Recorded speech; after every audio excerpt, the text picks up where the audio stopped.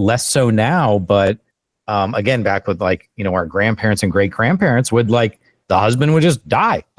They might be together for 40 years and then the husband dies and the wife is like, never balanced the checkbook, never accessed the bank accounts, like has no idea how to change a tire on a car. Like that was me. I've been watching one of my friends go through that for the last year, where I've heard more than once, well, that was what he did. Well, that was the thing that he did. It's like, yeah, but you're 40 now. Yeah. You need to know how to do that because you need to be able to survive. Period. And I don't think there's anything wrong with having like roles or responsibilities, even if you want to call them gender roles, with your partner, like, he does this and I do that, and he does this and I do that. But as long as there's sort of like an agreement and an understanding that this is a partnership and it's not just, you didn't just fall into the roles because that's where you fell. Right. Yeah. And ultimately, like, that's kind of my ethos on the type of society and the type of government that I think we should have, which strangely enough is about creating freedom and opportunity for people, which seems like such a weird concept these days. But that's call me old fashioned, I guess. But I think you go on. Sorry. Oh, no, you're fine. I would actually argue that's not old fashioned, because I think to a lot of people it is comforting having a very set path forward. Like even the really modern idea of I'm going to go to college, I'm going to get a job, and then I'm going to make money, I'm going to provide for my family, I'm going to have my 2.3 kids, we're going to go on one vacation a year, it's going to be great.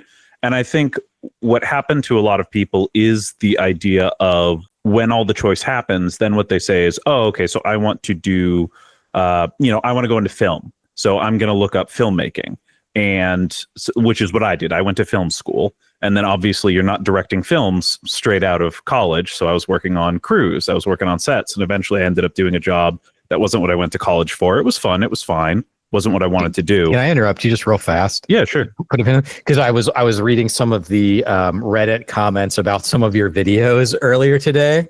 There are Reddit comments about my videos? Oh, there's Reddit comments about all of us. Trust me. Oh, that's wild. Okay. And but it was something along the thread of whether or not you agree with the guy or not. It's like, man, that boy can make videos. Like, the production value is just so good. And someone was like, oh, he went to film school or whatever, and that's why. And I was like, yeah, I remember watching your videos. I was like, yeah, these are well put together. Well, thank you. Did it's more from the 10 years I spent sitting in a booth watching other people make good stuff, and then just going, I should steal that idea. I should steal that idea. And that's how great art is. That's just art, right? Yeah, exactly. I went to art school, so yeah. But like, I think for so many people, this idea of like, oh, I'm going to have this like nice, smooth path forward, and then just realizing that's not what happens in life a lot. And we've sort of moved past the point of, really, it was more like you get the factory job. When we were like urbanizing in the Industrial Revolution, it was a lot more straightforward. Even before that, when you had like a lot more agricultural stuff, it was you're going to go into agriculture and you're going to grow your own food, and that's going to be your life. Like, there were these set paths. And I think now that we have more freedom, I think what we're finding is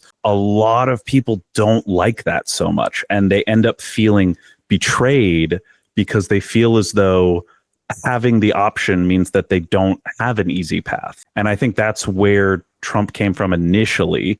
I don't think that's what won him this time, but I think in 2016, and a lot of the dissatisfaction we've seen with America come about has been this idea of like, I want that easy path forward. And now what you're telling me is sort of what I think is right, Chris, which is like, you should be able to forge your, what path feels best for you. But I just think for a lot of people, they want that easy path. Well, let me ask a question then, because I think that opens up. Sure. Well, it opens up many a question, but simply by having more options does not remove the original path. It's not that it removes it, but it allows it does.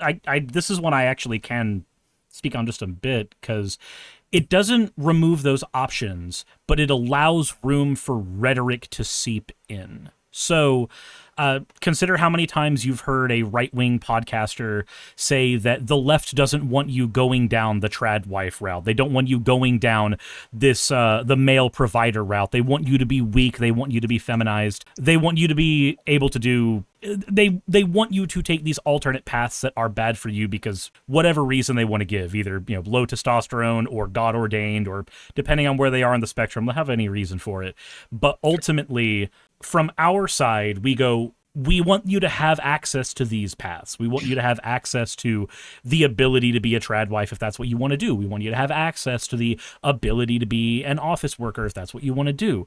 But through manipulation of clipping or what have you, you can get a right-wing influencer who goes, the left doesn't like the trad wife route. And they're not technically wrong, because part of the idea of that route is that that's the proper thing to be. We don't like that idea about it, but we don't want people to be barred from it. But that, like when earlier when Portable Orange was mentioning the Mott and Bailey thing, where you sell an idea by omitting certain parts of the idea. All somebody has to do is sell the idea of tradwifism and omit the parts where that's a viable path if you go down these other routes. Sure. I disagree slightly, actually, there, Suris. Okay.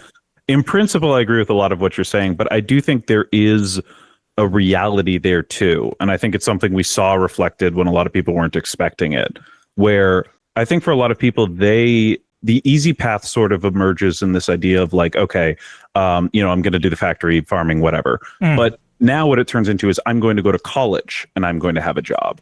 And so what a lot of people do is they say, okay, I'm going to go to college and be a filmmaker. I'm going to be a writer. I'm going to be an artist. I'm going to do X and Y and Z.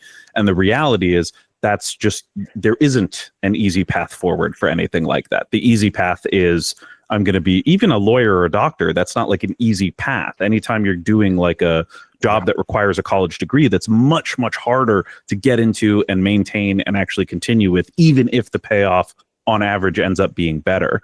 So I do agree with you that there is a marketing issue, and I do agree that right-wingers do tend to push the idea, and they're very anti-education as a result, to sort of push like, you should just do these traditional roles. But I also, at the same time, think there's a lot of people who are realizing this kind of new world isn't as easy, quote unquote, as the old one was. Well, straightforward. I'll switch easy for straightforward. I think that's what I hear from women all the time. And I reach about, 6 to 8 million people a month. And I've been doing this for about 7 years. So I've heard from millions of women around the world. And my whole entire thing is I was a former trad wife. So I have heard so much from women. And the feedback that I hear overwhelmingly is that it's very difficult for a woman to make her way in the world. It's easier to marry a millionaire than it is to become a millionaire, especially because we're raised different. As girls, most people in most households are not teaching their daughters to go out there and be providers and be head of households. There is the assumption that you're going to get married at some point and have a partner to split the mortgage with, or, who's actually going to be a provider for you, especially in the religious homes. Religious girls to date are still raised to be completely dependent on their husbands. I was raised entirely to be a homemaker. I was taught how to, bake bread and iron my husband's shirt and take care of babies and things like that. I was never taught how to balance a checkbook or pay taxes. I wasn't given leadership opportunities. I was, at home being pretty and being wifey. My childhood was a trad wife immersion program. So overwhelmingly from the women around the world, I hear that it is so hard. It's so difficult. And just me, like I own my own business, right? So I have a social media management company and I'm on YouTube. So that's my full-time gig. And even dealing with like podcasters and stuff, there is so much discrimination. I feel like I have to work twice as hard as the men. I don't have a degree. I don't understand all of the tech stuff. I have to have people help me with everything. I was raised to be a trad wife, so I don't have the skills. And I see men whose podcasts, like we're coming up at the same time, and they get all of the deals and they get the opportunities and the brand stuff, and I don't. And I'm sexually harassed. I'm stalked. I get the dick pics. I get talked down to. Nope. And I know, like, not to like, I don't know. I know that there's difficulty in different areas for men out there too, but we're a little bit frustrated. It is a man's world. The patriarchy is built for men. And I struggle where I see some of the men around me not struggling. Well, and you're not as valuable as a result, because when you talk about advertisers and who they want to, target ads to, it's men, because men do the spending. And so naturally it's like, well, are you selling makeup? Well, then what am I even going to advertise on your channel? What is the point of this even? Like, why would I reach out makeup, to you? Vibrators. I get a lot of, exactly. I won't do the sex toys. I just, and it puts you in a bind, because then, if you're not doing that content, it's like, how do you get the deals? How do you get people? You could probably sell coffee, or VPNs just as easy as the next guy. But because your audience, I assume, isn't majority male, yeah, that's patriarchy at work, is what it is. It's the which is interesting. Sorry, I was gonna say it's interesting because the women are still the predominant purchasers of products and stuff for the family and whatnot. Mhm. And so even if the male is, again, we're painting with a broad brush here, but even if the male is the one that's the breadwinner, most of the purchasing decisions are generally done by the women of the household who are making those decisions for appliances and things for the children and whatever. You kind of hit on something interesting. Well, all of you have, but you use the term, Andrew, easy path a lot. I'm going to try to, guys. Which I think is really just a different way of saying like the path of least resistance, which is what you were kind of hitting at, Jenny, which is the expectations of, so let's zoom out for a second, right? You're like, okay, I'm going to go start my own business and be successful at that. That in and of itself is really, really hard. Like most businesses die within the first couple of years. That in and of itself is really hard to do. To do that, you're going to need startup money. You're also going to need education. Going in and getting an education is something that's hard to do, right? So there's all these like number of things that are hard to do. And then on top of that, there's another layer in which your life experience requires you to deal with that, like I don't, for example. I was talking to somebody a couple days ago just about, actually, I think it was you, Jenny, now that I think about it, but we were talking about just like the general idea of safety. I know. Just the general idea of safety though. Like if you could write down like 100 of the top scary things safety wise to be afraid of, men probably don't have to worry about 90 of them. Mm-hmm. Yeah. You know, or at least less so. And so there's just a general level of aloofness that men are allowed to be in their day-to-day goings on. It was like there was a woman that I used to date years ago had a ton of rules about what she could and could not carry in her purse when she was at work. And on the list of things she was not allowed to bring to work were a knife and mace spray. And I just kind of tilted my head when she told me that and went, so when are you going to have the conversation with your manager that they're pro sexual assault? Like that's just what they want to happen, because when you say that you can't have the things that would normally allow you to defend yourself on your person. Sure. But I don't disagree with you. I think that hits at what I'm trying to get at. That's why I brought it up as an example, is it hits at that. In a lot of these instances, and we're seeing this, I think, generally in society and with like the MAGA movement, if it doesn't impact you, you don't even think about it. Mm-hmm. So I'm sure some middle manager or whatever made a list of things. There's just like, who needs knives? Who needs mace at a nice corporate building? Because it doesn't whatever, affect right? them, so they don't think. Because it's something that they don't have to think about. It doesn't impact them in that way. Which again, and then all this kind of ties back into there's a term we use a lot in public health and healthcare, which is resilience, which is the goal is to build resilience in people. And resilience is the ability for people to have the skills and knowledge necessarily to be adaptable to situations, even if they're situations they have not encountered before. Mm-hmm. That is how you build strong people, is you give them the tools and the experience and the knowledge so that they can handle these situations. They can bounce back when a crisis happens. Yeah. And then that also highly resilient people also tend to be able to more healthily compartmentalize trauma, for example, and be able to navigate situations in which they're in high stress environments and whatever. And one of my worries about kind of just where we are sort of, again, with a broad brush here in society is we're all so wound tight and we're all scared and we're all in this scarcity mindset that I don't know where the resilience is going to come from. I mean, there's going to be people that just by the nature of coal being pressed will become diamonds, but most coal that gets pressed doesn't become diamonds, right? It just becomes crappy. It just becomes crappy stone somewhere that nobody cares about. And that's not what I want to do. That's not what a society I want to live in. And, I've got a 5-year-old niece and I want her to be able to grab the world by the cojones and do what she wants. And actually a perfect example is, my my wife's brother, he's 13 years older than her, I want to say, but he is single-handedly, not that other people haven't done stuff, but responsible for the trajectory of their family tree, 90% of which are women. He has paid for them to go to college, paid for them to go to grad school. He has helped set them up in environments that are safe for them so that they can thrive.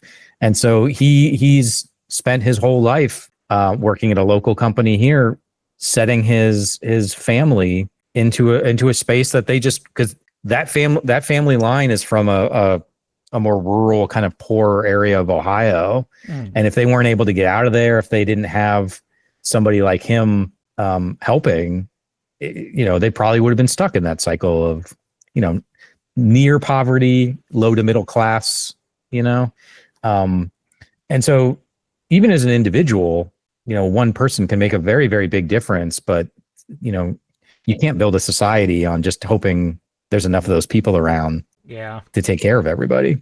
Well, and then you get a lot of people who, when presented with somebody who is willing to, put their neck out for other people to help them get to the point where they can handle everything, their first question is, well, why would you do that? You get a lot of people who just not their circus, not their monkeys, and also can't conceive of somebody who wants to be helpful in that way. Yeah. Jenny and I talked about this earlier today, but there's sort of I'm never going to give up on anybody. Like, my goal is to make the world a better place for everybody, but you also don't have to spend time convincing everybody of everything.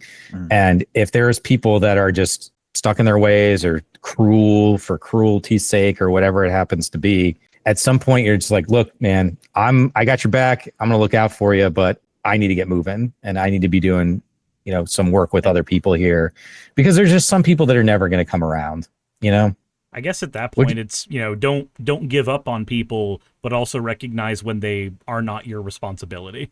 Sure. And I'm speaking here as someone who's running for Senate, right? So, like, theoretically, everyone in the United States is partly my responsibility. But yeah, I on a personal level, when you're doing like relationship building, this is something that relationship therapists all the time, but it's like, if a relationship requires two people actively making positive efforts to build that relationship, and if you don't have that, you're not in a relationship. You're not sure what you're in, but you're not in like a real actual, like a partnership, right? And I would like to be in a partnership with everybody in the United States if I could. Well, something I say a lot is someone who was like very far right and got out, like a message I try to get out to people a lot is people who want to come around, people who want to get themselves out of some of those darker places, they will do it on their own to a certain extent. You can't necessarily like stretch out the hand and pull someone out of the darkness. They need to be willing to get out on their own. And people who are willing usually find a way out on their own, even if it's not the easiest path necessarily. And I think that so much of what we spend our focus on in this country is trying to reach these people who, in my view, are sort of unreachable, as opposed to the, frankly, much less flashy and much more kind of slow and annoying process of, well, what about we build systems to make sure people don't fall in the first place? And it feels cruel to a certain extent to let people go. But I think when you're talking about something as big as a nation, when you're talking about something as important as a government, you do have to make that call at a certain point where, to what you're saying in a partnership, sometimes the best thing to do in a partnership is walk away. Like, it really does just depend on what comes up. And I think that is a lot of what we're talking about with wanting to rebuild the Democratic Party, in a sense, is like, there comes a time when it's like, hey, we need something new. What we're doing now isn't working and we need a bigger change. Absolutely. And I think sort of tying that in with the sort of the vibe that I'm trying to get across is like, if you have to walk away from that person, we're kind of mixing a lot of metaphors here, but let's just say you got to walk away from that person, right? Like, I still wish the best for you. And when I walk away, you're still going to have access to healthcare and education, and you're going to be in a safe environment, and you're going to make sure you're going to have access to food, right? So it's like when we use the term walking away, it's not that I'm just like, all right, see you later, I never want to see you again kind of thing. Like, you're still going to be okay. So if you're going to be an asshole bouncing around in the room, cool. You do that, but you're still going to have access to all the things that everybody else is entitled to, that I think we all deserve. The problem of our time, I think, is what happens when that room gets too full, right? And then they start to kind of lash out, because I feel like that's what a lot of is happening. And maybe I'm wrong on this. Maybe from the two people that have been sort of more on the MAGA-y side than I, but it seems like there's a lot of folks who have right now they're feeling like any sort of imposition or any challenge to their perception of life is coming across as an attack, and they're lashing out. Maybe I'm off on that, but that's just kind of absolutely. It's funny how, when like yo mama, if somebody's like yo mama, how that just fires you up, right? Like, don't you talk about my mom. If anyone ever said anything about the Mormon church, as a Mormon, they could be talking about the founder, they could be talking about something that the church was doing financially or whatever. And I took that personally because my identity was the Mormon church. And the same thing in MAGA. Like, if anyone said anything negative about Donald Trump, like I would just be listening to like CNN or something, and they would just be kind of questioning Trump. And I felt like they were like picking at my identity. I was so defensive about everything. So if anyone was just cruising through my, I'm getting a couple texts here. Here's I asked my son for this. This is my son and my daughter-in-law in 2020 during COVID wearing their Trump COVID masks. I remember those. Yeah. I was not a fan of Trump at that point. I don't own one, but I do have the hat still somewhere. Yeah. I definitely agree with what you're saying. I think too, I did a video, my most recent video was on the moon landing conspiracy. And it wasn't really about debunking it. It was about the history of how the conspiracy evolved. But what I got was a bunch of people showing up in the comments to immediately tell me that I hadn't debunked enough, or that clearly it was fake, when that wasn't really the focus of the video. I did do some debunking naturally, but like that wasn't the focus. But what I knew that was going to happen in part because I knew there's an identity thing to it at a certain point. And my whole thing was very much like the method by which we deny the moon landing is this thing called like, anyway, it doesn't matter, unimportant. But the point was like that method of thinking isn't as good for finding real problems and real conspiracies. But I think for so many people, it's not even about the method of thinking. It's about, I know the moon landing is fake. I have the secret knowledge, and that's my identity. And I can't give that up. And for me, same thing, when I was watching people insult Trump, the brief period when I supported him, just long enough to vote for him. Because then he wasn't far right enough for me. But like that definitely like was a problem for me, where, they'd say, oh, he lied about this, he lied about that. And I'd be like, no, he didn't. Like, you lied about it. You lie all the time. You're the fake news. And I didn't even have to look into it. It didn't matter, because that identity of like, we're right, we have the secret knowledge, and you don't, CNN, you're stupid, was far more important to me than like actually trying to look stuff up. It's like the mantra ends up being more important. Like the mantra has more utility than the fact. Yes. At that point. Yeah.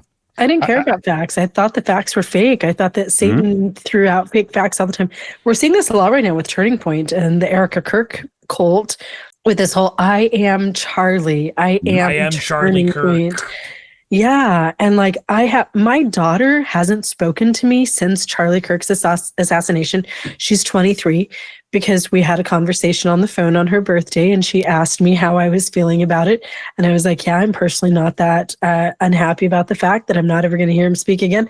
And she will not speak to me anymore, because she deeply internalized this, I am Charlie Kirk. And it's like, you're not, and he's just a podcaster. He's not that big of a deal. But I know, having been in those, deeply indoctrinating religious organizations, how that becomes you. I was Mormon. I was a follower of Jesus Christ. I was his daughter. I had taken his image into my countenance. And Donald Trump and I, like, we were one, like I felt that deeply. There's such a wild, like, hilarious. I get it. I get what you're saying, and I understand where you're coming from. But like, there's a part of my brain that's just like, when you said that, I'm just kind of like, you're not a cult baby. I understand, but I was like, I don't know. Like, if I was going to be in a cult, like, I'd be in a better cult than that one. Right, but you never realize. You never realize that you're in that cult to begin with. I get it. I'm just teasing. Like, I grew up in Pensacola Christian Academy. They were funded by the old IFB, which are the Independent Fundamental Baptists. If you want an example of what happened with them? Due to a sexual scandal, they broke into two separate churches, the IFB and the New IFB. The New IFB is headed by Steven Anderson, and he has said such wondrous quotes as, "I don't care if we get Sharia law so long as they kill all the gays." So Cool. to give an example of like where the type of rhetoric that I grew up with, these are the people who funded my education. So, and a lot of my friends from when I grew up had that education. So it became really hard to keep friends that I had as a younger kid because they're all still stuck in that. They never got out. Yeah, sure.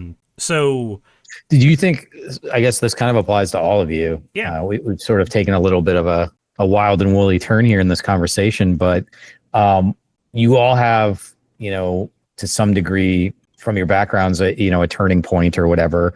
Like, is there a way to start moving people out of this? I know, Andrew, you said like they have to want to, so there's in behavior change, which was one of my specializations in public health. You have things like pre-contemplation, contemplation, action, like those. You can't move people. Someone wants to quit smoking, like they need to internalize that themselves.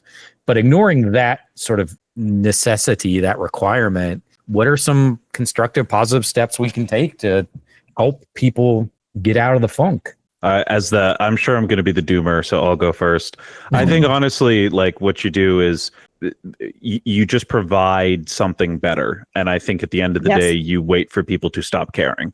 Like it sounds really cynical to say that, but it's like, if you get a roaring economy, if you get unemployment down to like below 3%, if you get, inflation under control, at a certain point, if people can just afford to live and take their family on vacation and stuff, they won't necessarily feel the need to go to these far more radical spaces. And I know saying fix the economy is the easiest thing in the world. Every government is so good at it, but it's like just government better. Well, but I think that's the whole problem is it's like, I don't necessarily think that the cure is, well, we just need to pass policy X or we just need to get messaging Y out. I really do think it's like, no, you just sort of improve overall conditions for people.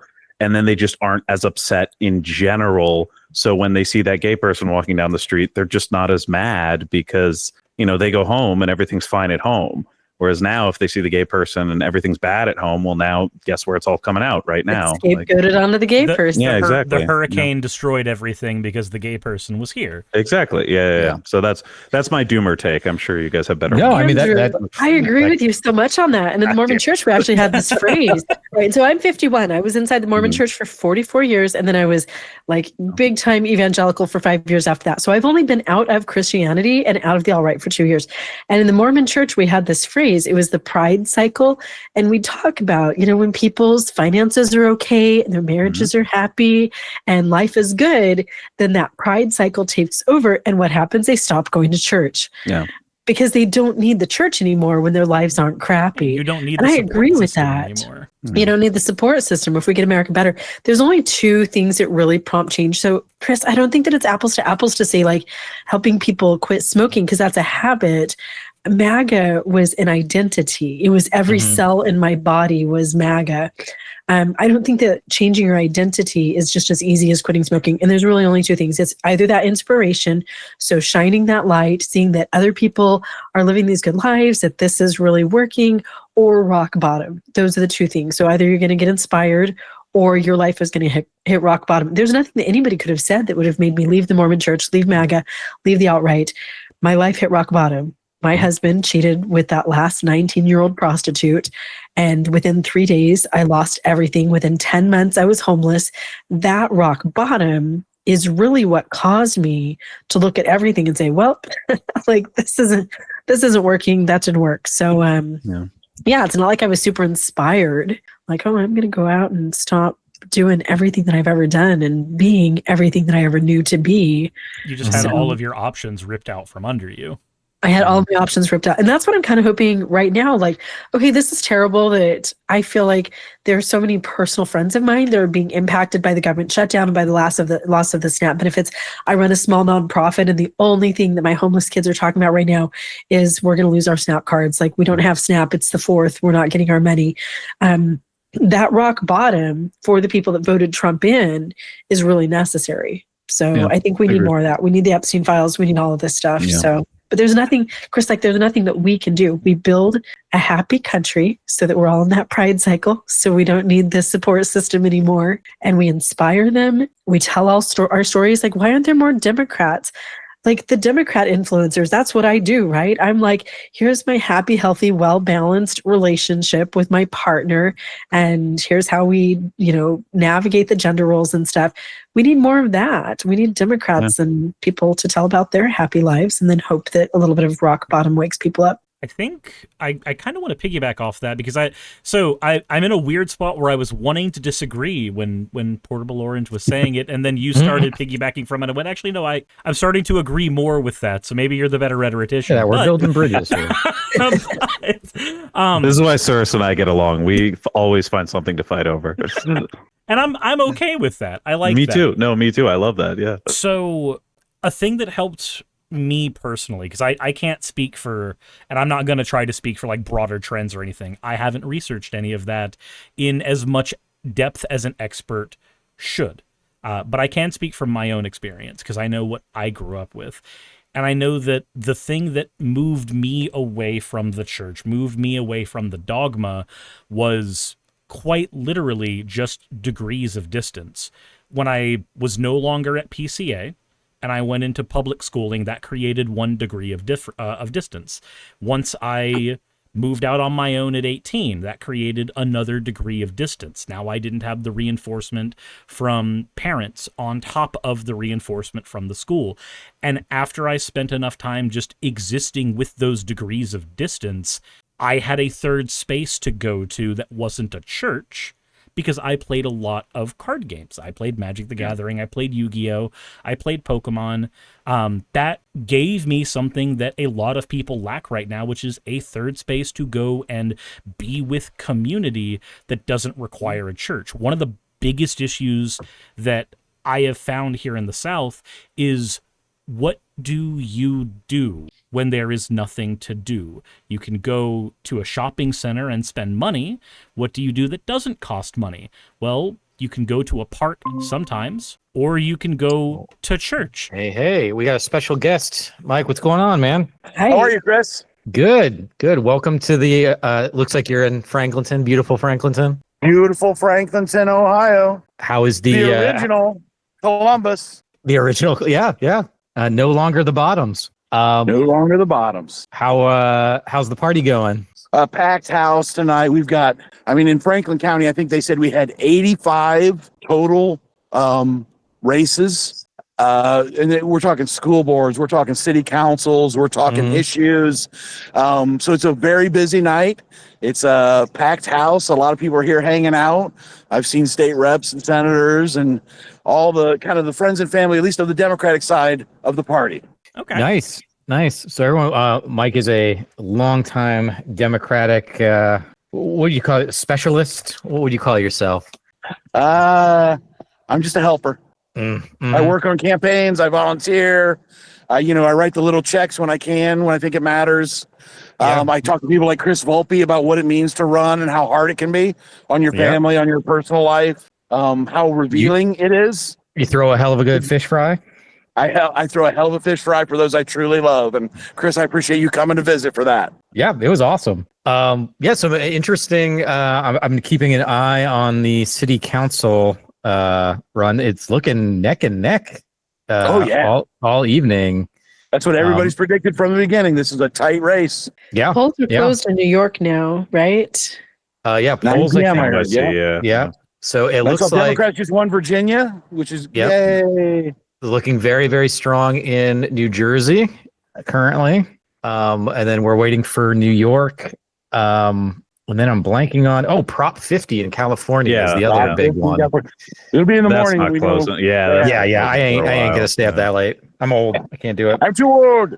Awesome, man. Well, I'm sad that I'm not there with you, Mike. But I appreciate you checking in and Always, Chris, for you, man. Sweet. Well, I appreciate it. I guess send folks my love and I'm sure you and I will connect at some point here.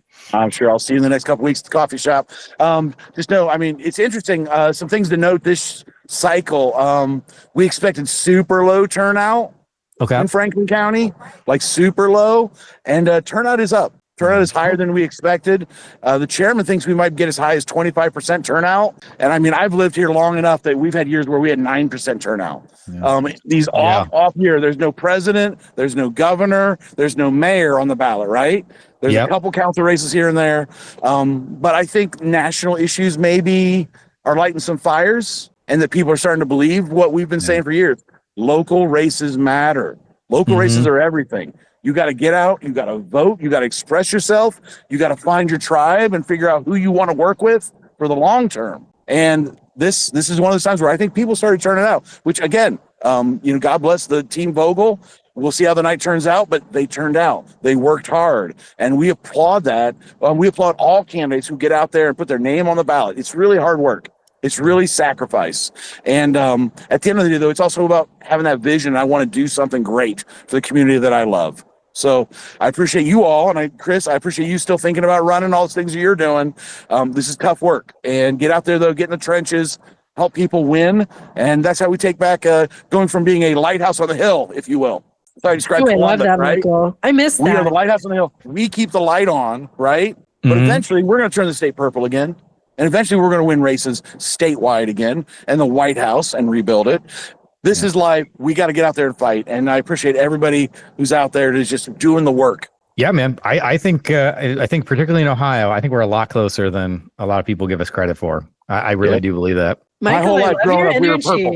Yeah, All me right. too. Appreciate y'all. All right, thanks for calling in, Mike. Take care. See you. Sweet. So yeah, like I was telling Jay, I was thinking about actually setting this podcast up at that's the Franklin County where Columbus, Ohio is located.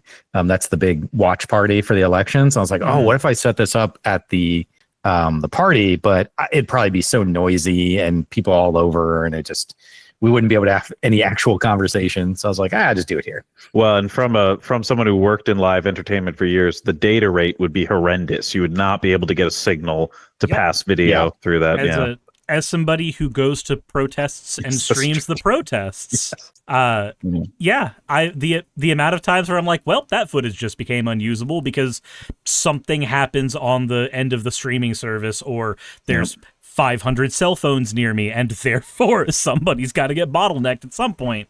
It's a bit of a nightmare. I keep doing it though because there's Trump protesters there too, and they're fun to talk to. Buy a cheap little like $50 prepaid hotspot with like 10 gigs on it, and you will be golden. You'd be shocked as long as you get one of the higher band ones. Not like the 862 ones, but like at least the 865s, and you're pretty much golden. You're not going to have any issues whatsoever.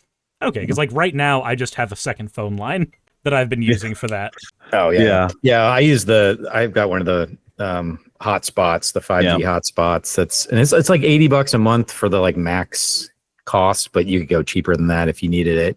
But we do some streaming and then gameplay and stuff off of it. Yeah, no, they're great. We did back when I did the Rio Olympic announcement. I remember that was one of my like big things, and we did not have a signal. And the only reason we had one was through a little sat link someone had brought. And that was the only way we could actually get our live stream out. It was like Twitter's Periscope stream. Speaking of streams, most of the people over on my stream have been commenting almost exclusively on the cat. Oh, Pumpkin? Yep. Yeah. They've been asking I love Pumpkin. They've been asking for you to give treats, and they have been asking for the name of the cat, and I've just been like, I'm not the host of the stream. I'm trying to be polite. I'll get it in when I can. Interesting. We just got, looks like the projected winner for New Jersey is Mickey Sherrill, who is the Democratic. Oh, okay. At 56.9%. So, what's her lead at that reporting? So we're at 60.7 precincts in, and she has 56.9%. Oh, I see. Okay, yeah, that's a pretty safe lead. Okay. Yeah, that's a pretty safe lead at this juncture. Yeah. Okay, so let me get my chats in order. New York is too early to call here, but 4 minutes ago, it was reported that Mambani has 49.6%. Andrew Cuomo is 41.5%. The guy with red hat is 8.1%, but there's only 51% of votes that they say are in. So Eric Adams with his 0.3%. He's doing his best. He's doing his best. That guy. I wonder if they count early first or last in New York, because if they count early last, I feel like Mamdani has it at this point. But if they count early first, that's actually a much closer race than I thought we'd have. Because I think in polling he was up like 14 points. Yeah, I don't know which way they count it, and I doubt I can find that online in 2 seconds. But yeah. Yeah, I mean, obviously a win is a win, which is always good. Course, but the percentage that is we're seeing on some of these, I mean, right now, Vicky Cheryl's got I didn't quite finish it there, like a 12% lead or something, like a 12-point lead. I think that's huge. Looks like a 14% lead on my end. I just refreshed my page. It's showing her at 56.9 with Jack sitting at 42.6. Awesome. Hey, Pumpkin, how you doing, sweetheart? Old Gus in the chat says, hello, let us discuss whether modern politics is more Resident Evil or Metal Gear. Metal Gear. I'm kind of torn because, like, in Resident Evil, the corporations lose. And I think that's the stickler. Like, Tricell, Umbrella Corp, like, all of them eventually go down. And in Metal Gear, they kind of don't. They just get folded into another paramilitary group. Yeah, but I think when the corporations fall in Resident Evil, that's like the end of everything. The corporations are sort of the last thing left before they fall, if I'm remembering my lore correctly. I haven't played 7 was the last one I actually sat down and played. I didn't play 8. It depends on which and where. So like 8's a lot of fun. Because like Umbrella stock falls completely in 4. Yes. Yeah. But Umbrella, a lot of old Umbrella like diehards still get folded into Tricell later. Yeah. So like they still kind of just like move to another company. Stop. Then even after you get rid of Umbrella, you still have like all the places where they were sourcing their viruses from become problems now. Because that's what you get in 7 and 8. Is that there's still a black market that Umbrella opened up, so people start like jumping into that black market. Well, it's like any kind of power vacuum, like the warlords who are able to sit on the various areas are able to take over. But I will say for the Metal Gear argument, I think the main reason you have to say it's Metal Gear is because the method in which the corporations took over was not via like releasing the biohazard or something like that. It was sort of a technological sort of sleeper method of getting it in there. Is this what our Sunday conversation is going to be like? If so, Suris and I have like 30 questions, and it's just about Resident Evil and Metal Gear. I just watched like a 4-hour Metal Gear retrospective the other day, so I'm ready. Have you ever read the novel? I have not. No. The novelization of Metal Gear 1 is really fantastic. I'm not even gonna lie. There's a novel. What's even the point of the novelization? Yeah. What is the Metal Gear, like actual Metal Gear 1 or not Metal Gear 2? Not the okay, PC gotcha. one. Yeah, okay, Metal gotcha. Gear. Metal Gear Solid. You guys want to hear a little Columbus tea? Now that Mike kind of checked in. Sure. Chris, I'm gonna hop off. I've been in bed for like the past 24 hours, sick. Oh, no worries. I'm starting to get cold chills and aches again. Like I need to go get some more Tylenol, and I'm losing my voice. So I'm going to go back to bed with my hot tea and wrap up until tomorrow morning. So it was so nice to meet you guys. No, it was lovely to meet you as well. Jenny, thank you for being on the show. Yeah, thanks, Chris. Good night, everybody. Take care. Be careful with the Tylenol. RFK warned me about it. That's true. Yeah. I went to Magicon. There was a lot of Tylenol there, let me tell you. That was before they announced. Oh no, that was after. It was right after. Yeah, you're right. That was after. Yeah. The amount of people that the amount of nerds who were making jokes about that back and forth. I'm sure. The entire weekend was fantastic. You could hear it in lines as you were standing and waiting for events. You could hear it at the trade tables. Everyone. Cons are so much fun like that. Like after a big event. Yeah. My first big con as like a content creator going there to be with other content creators and hang out was right after abortion was repealed. Oh, geez. And so I went there going, okay, don't talk about politics. because not everybody here is a political streamer or what have you. Not everybody here wants to hear your shit. And then we all sat down to like a 20-person lunch at an Indian restaurant, and it got brought up instantly. And I'm just like, oh, on the one hand, I'm like, oh god damn it. On the other hand, I'm like, oh thank God. It always that's my whole thing with like making non-political spaces, because politics always comes up. Yeah, like, well, it always eventually does. Yeah. It's just it's always like the whole thing of like Rogan's people don't think of Rogan's show as political. And it's so funny when I said that, so many people in the comments were like, what are you talking about? Such a political show. And I'm like, it's not. It just talks about politics. It's the same thing as Howard Stern. It's tough to look at Howard Stern and be like, yeah, that's the political voice of a generation, but his show was political. Like, that's just, it comes up naturally. And then there's Animaniacs, and it's just all over there. Yeah, true that. Yeah, the first con I went to, actually, because I avoided going to cons for a long time, was with my now wife, at the time girlfriend, and it was LA Expo. Okay. And I remember I went as she went as Megumin. So I bought the Megumin hat. Megumin is a character from an anime, anyone who doesn't know in the chat, that she deals with explosions. So she's like an explosion mage. So I dressed up, used her hat, and then I wore a prison jumpsuit, and I named myself Meguzinski. And I walked around with a letter addressed to Industrial Society, and I was Ted Meguzinski, so the Unabomber. You're saying that your wife walked the path of explosions. She did, and I walked the path of destroying Industrial Society.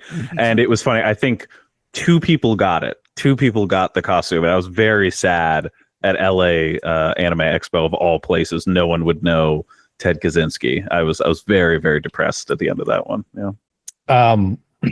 Sorry, apparently I'm no, you're fine. blown up on some Reddit thing here. I'll have to check that out later. I do find the Metal Gear thing kind of interesting. Not that we need to go back to Metal Gear, but Metal Gear. when I watched that retrospective, and it was kind of just going through, from Metal Gear, it was just the mainline titles. Sure. But it just like every 15 minutes, I was like, oh my God, we're closer to that now than we were when it was like a fictional, thing 25 years ago. It's like, oh man, we're probably not that far away. I mean, we're definitely, when you talk about Metal Gear 2 and a lot of the destabilizing effects from the internet, it's just like, Metal Gear 2 is here for sure. Yeah, we are sitting right in the middle of that. I need to sit down and replay through the series. I've played 1 and I've played 4, and I've not beat. You never played 3? I've not beaten 2. Oh my God! You never played 2? Played 3. 2 is also good, but 3 is my favorite by far. My problem is I didn't grow up with a PlayStation. I grew up with a Nintendo, so I got to play 1 on PC and Twin Snakes, because that's what was available on the GameCube. And then a friend of mine had a PS3, so when 4 came out, I was like, I need to play this game. This looks phenomenal. Having had no context of who Raiden was, so like I didn't I got to play 4 going like, I don't know who Vamp is. I was going to say, going from Twin Snakes to 4, not only that, you don't know who I don't even know who Solid Snake is at that point, honestly. Like, he's a completely different person. Yeah. Oh, man. Yeah, they're good games. The one thing I will say we're still far from is Nano Machines. That was the one thing they promised more than anything else, and we're no closer to Nano Machines than we were back then. Let's be honest, the person who promised Nano Machines mostly was Armstrong. That's true. Nano Machines, son. But we had that was 4 was all about the Nano Machines too, because that was the whole 4 was where you projected had the winner Zoran Mamdani. So. There we go. Yeah. Finally. So that's I'm glad, honestly. We got some good news out of this. 2 bits of good news so far. I mean the last one is Prop 50, and we won't know that until the morning. But it's well, I guess let me ask you guys, and we don't have to be on. I had sort of assumed somewhere in the 10 to 11 range. I actually kind of built out a little bit longer because I thought it might be closer. I didn't expect to get all 3 calls before at 9. It's 9:30. Jeez. Jersey surprised me. Jersey was faster than I thought. I thought that was going to be much closer. Yeah. That is now almost a 15%. Yeah, I'm looking at it, honestly. It's crazy. Yeah. Yeah. I mean, Cheryl's got it. A lot of the folks I was listening to, they were like, we'll probably be somewhere in the, if it's lower than a 3% on some of these races, that will be worrying because it means it's a lot closer. And if it's greater than 8%, that will be telling. most people expect it to be somewhere in the 3 to 8% for all of these races, actually. Looks like it's only that for Mamdani, because Cheryl's got a 15% lead. We've got a 12% lead in Virginia. Like, we're just kind of in a bunch of good places. Mamdani still has like 1 million votes left to count, though. And that's the tricky thing is, if those are the early votes, I would expect Mamdani to pull away with it quite handily. But yeah, sorry, Chris, what were you trying to ask before? Sorry, I started thinking about numbers. Yeah, what was I saying? You were saying, hey, let me ask you. Yeah, I was going to ask you, like, given what we're seeing here, I'm going to ask you to be prognosticators. You can be, what's the gopher's name? The groundhog. Phil. Puxatawny Phil. Yeah. Puxatawny Phil. Yeah. You can be some Puxatawny Phils here. Given the numbers, the percentages we're seeing here, is that an indicator of a turning tide, or maybe are we just reaching for any sort of positivity at this point? I think it's an indicator of a swinging pendulum. Maybe not necessarily a turning tide. Okay. I would like to have more hope than that. I really would. But I have had enough frustrations with the current iteration of the Democratic Party that I would be remiss if I just threw all of my eggs in the basket of going like, all right, pure hopium. I get it. We have to run on hopium. It's one of the only things we have at a certain point. But I think ignoring the possibility of the right's, I will be frank, much more tried and true marketing teams to not take advantage of this in some way when we come around to next year and we have the next races. That's where I'm thinking it's more of a pendulum swing. I am worried that marketing teams on the right, as they have been recently, are going to be able to do more with what they have than we usually do on the left. Okay. Suris, we should just set up a weekly call where you and I can fight about everything. I think I think in general, I think this is positive because I think if you look at just the raw numbers between Biden, Trump, Harris, Trump, really what Harris was unable to do was get people out to vote because Trump's strength was turnout in rural areas. That's always been a strength, to give Republicans an edge in states that they normally struggle in. Yeah, it's almost like the Southern strategy worked or something. Yeah, but I think it's more about like like Obama did the same thing where he turned out the youth vote in urban centers to make to give him success, because I think he won North Carolina, I want to say, which at the time was fairly red. Like a lot of the times when you see these victories, they come about because of some weird dark horse sort of strategy. I think if we can keep this energy up and we can keep the turnout high, that's positive. Mamdani is someone who I'm interested to see what his policies do, because I always think it's worth it to try. I'm skeptical of them, but I like the fact that he got elected. I like the fact that he is, making people excited about coming out to vote for him. The turnout here, I'm pretty sure, is record breaking. I don't think we've ever had anywhere near this level of turnout for a New York mayoral race before. And that to me is positive, because at the end of the day, I think how the Democrats win is turnout. I think that's a lot of what we're going to do. And I do think in the midterms, we're probably going to be facing a bit of suppression. So for me, these are all very, very positive, especially seeing margins this big. What that says to me is we got our turnout up. And that to me is a positive path forward. And I think that even though I do agree, Suris, the right probably will be able to swing this in a certain direction, I just really do think overall it's just good news. It's very, very good news. Yeah. Then I actually want to press you on that real quick. Would you say then the issue is not whether or not one side can capitalize this more or not, but the issue is more making sure that the left and more moderate people that are not in with MAGA, because Biden was able to swing them last time, just making sure that not that much, but enough that you got a few of those stories of like, I voted for Trump before, but I was never fully MAGA. Now I'm here. You got a few of those stories there. And I think that they did end up mattering in the greater ecosystem of information. But would you say that the biggest strategy right now would be ward off complacency?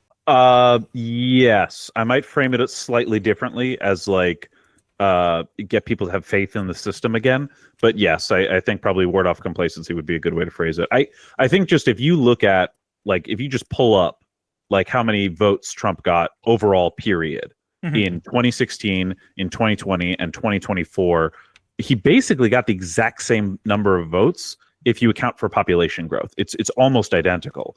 And then really it's just that Biden got way more votes than anyone else. And I think, well, yes, it's an electoral college, so it's not, pure votes don't matter. It matters on where they are.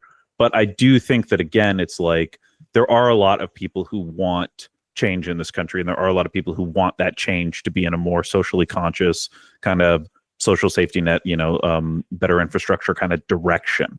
I think the problem is a lot of times when they feel like Democrats aren't delivering on that, they don't show up.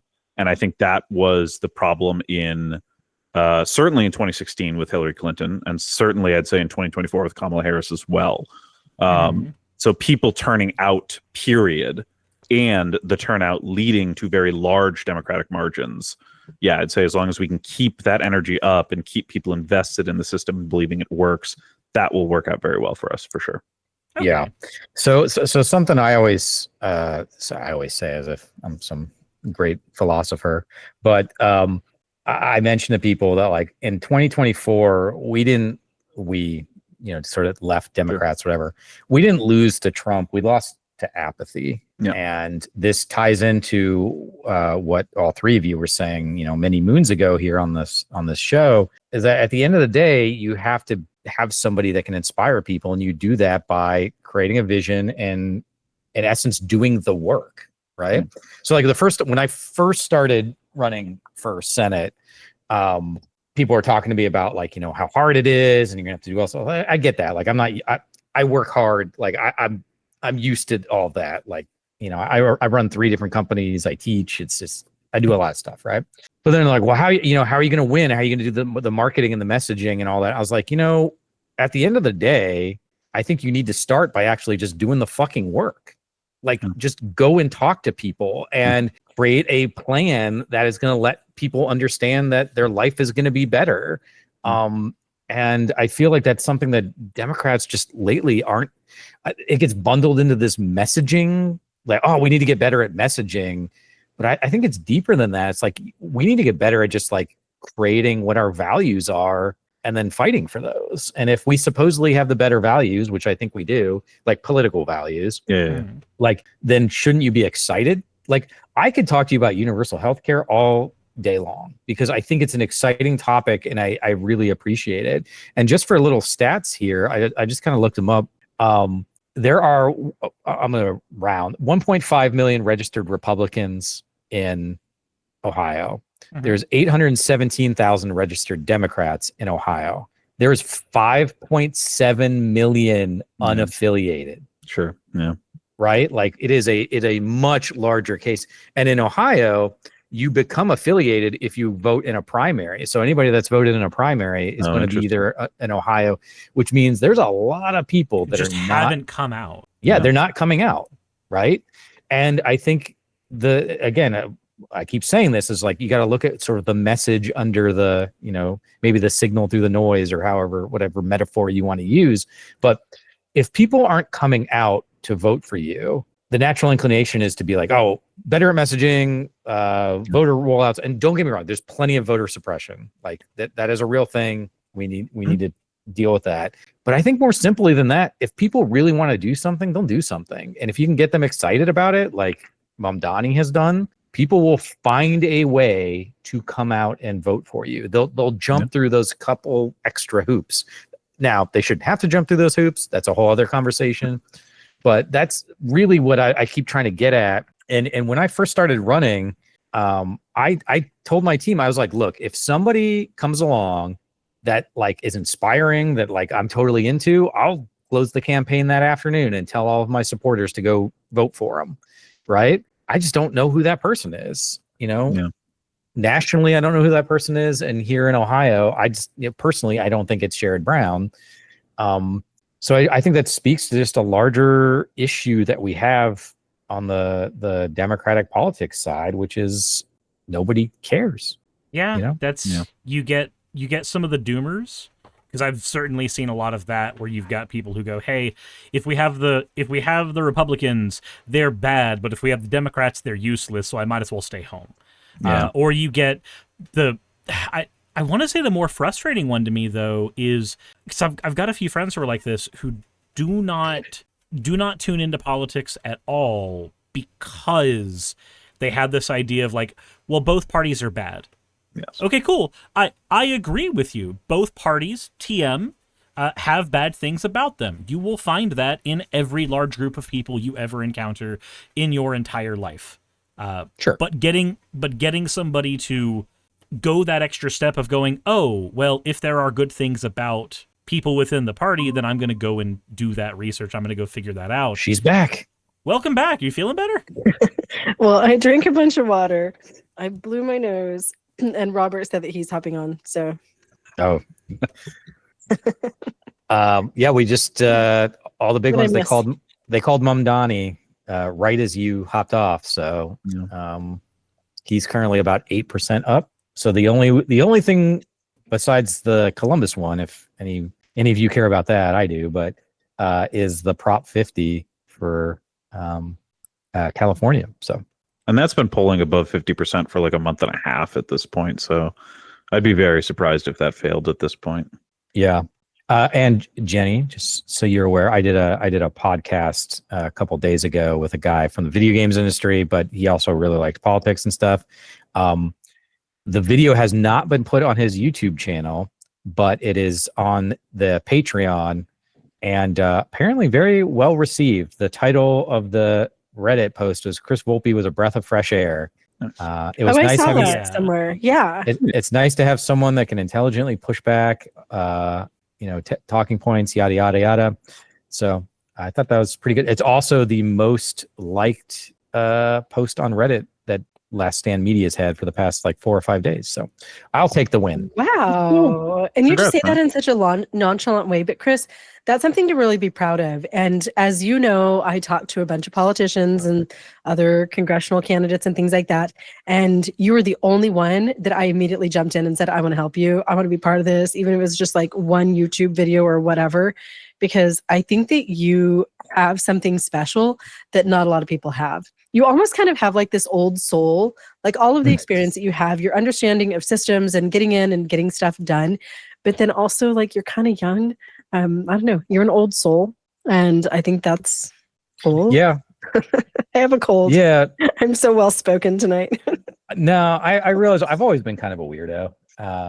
And I don't know. I think like I just want good things for people, and I just want the world to be a better place, and I try to do as best I can to make a better world. Certainly have made mistakes in my life, but I just try to do what I think is going to help the most people. I don't know, just always kind of been my vibe, I guess. Well, I think there's one thing to have that vibe, and there's another thing to put it out in the world and actually get a response. Yeah. I think there's a lot of people who want to fix the world, change the world, help the world, but put them in front of a aren't mic. willing to get outside of their bedroom. That as well. But even then, if they are, and you put them in front of a mic, a lot of people are going to say, shut up, I don't want to listen to this guy. So, yeah. Well, I appreciate it, and we're 3 hours into the shindig, so we'll get slap happy here. But like this is easily the most difficult, busy, challenging year that I've had in a very long time. And like I did 2 grad degrees at the same time. I was headed towards medical school at one point. Like I've worked a lot, but man, this has been a rough year, but it's been very the adventure's been really fun. It's been really sort of invigorating to talk to people. And also I really hate bullies, and like what's going on with all the bullying and the cruelty right now. I'm just like, fuck it. I'm going to step in. Bullying is kind of celebrated right now. I know, and I hate it. It is, because it's a show of strength. You get that like really right-wing charged platform of testosterone cells. Well, just give the nerd and his facts a swirly and the audience cheers. And it's not agitating. I get it. It's not strength, though. It's not strength. I recognize it's not It's strength. cowardice and it's laziness. And like, that's one of the things that drives me crazy too. Not that this needs to be the Chris rant hour, but I just hate the intellectual laziness that's going on. these days. And just like you've got, one of you made an RFK joke, a little bit ago. And it's just like that dude doesn't do like even the most basic level of investigation and research. It's all vibes. And people are dying because of it. And it's disgusting. And, if we're going to go all out here, I mean, I think there's a case for RFK to be sued, let alone possibly prosecuted for some of the stuff that he's doing. There's definitely a level of like gross negligence that can be argued, because he's in a position of, he's in a position in a professional capacity where his words have weight, and sometimes that weight is weighted in corpses. Yeah. Well, that goes back to what we were talking about, an hour and a half ago. But there needs to be accountability for people that are in positions of power. Like, it's one thing for, like, I don't know, Joe Rogan or something, right, to go talk about some nonsense. And even that, you can kind of make an argument a little bit that, like, he's such a profound reach. He's got a platform, he's got a responsibility type of thing.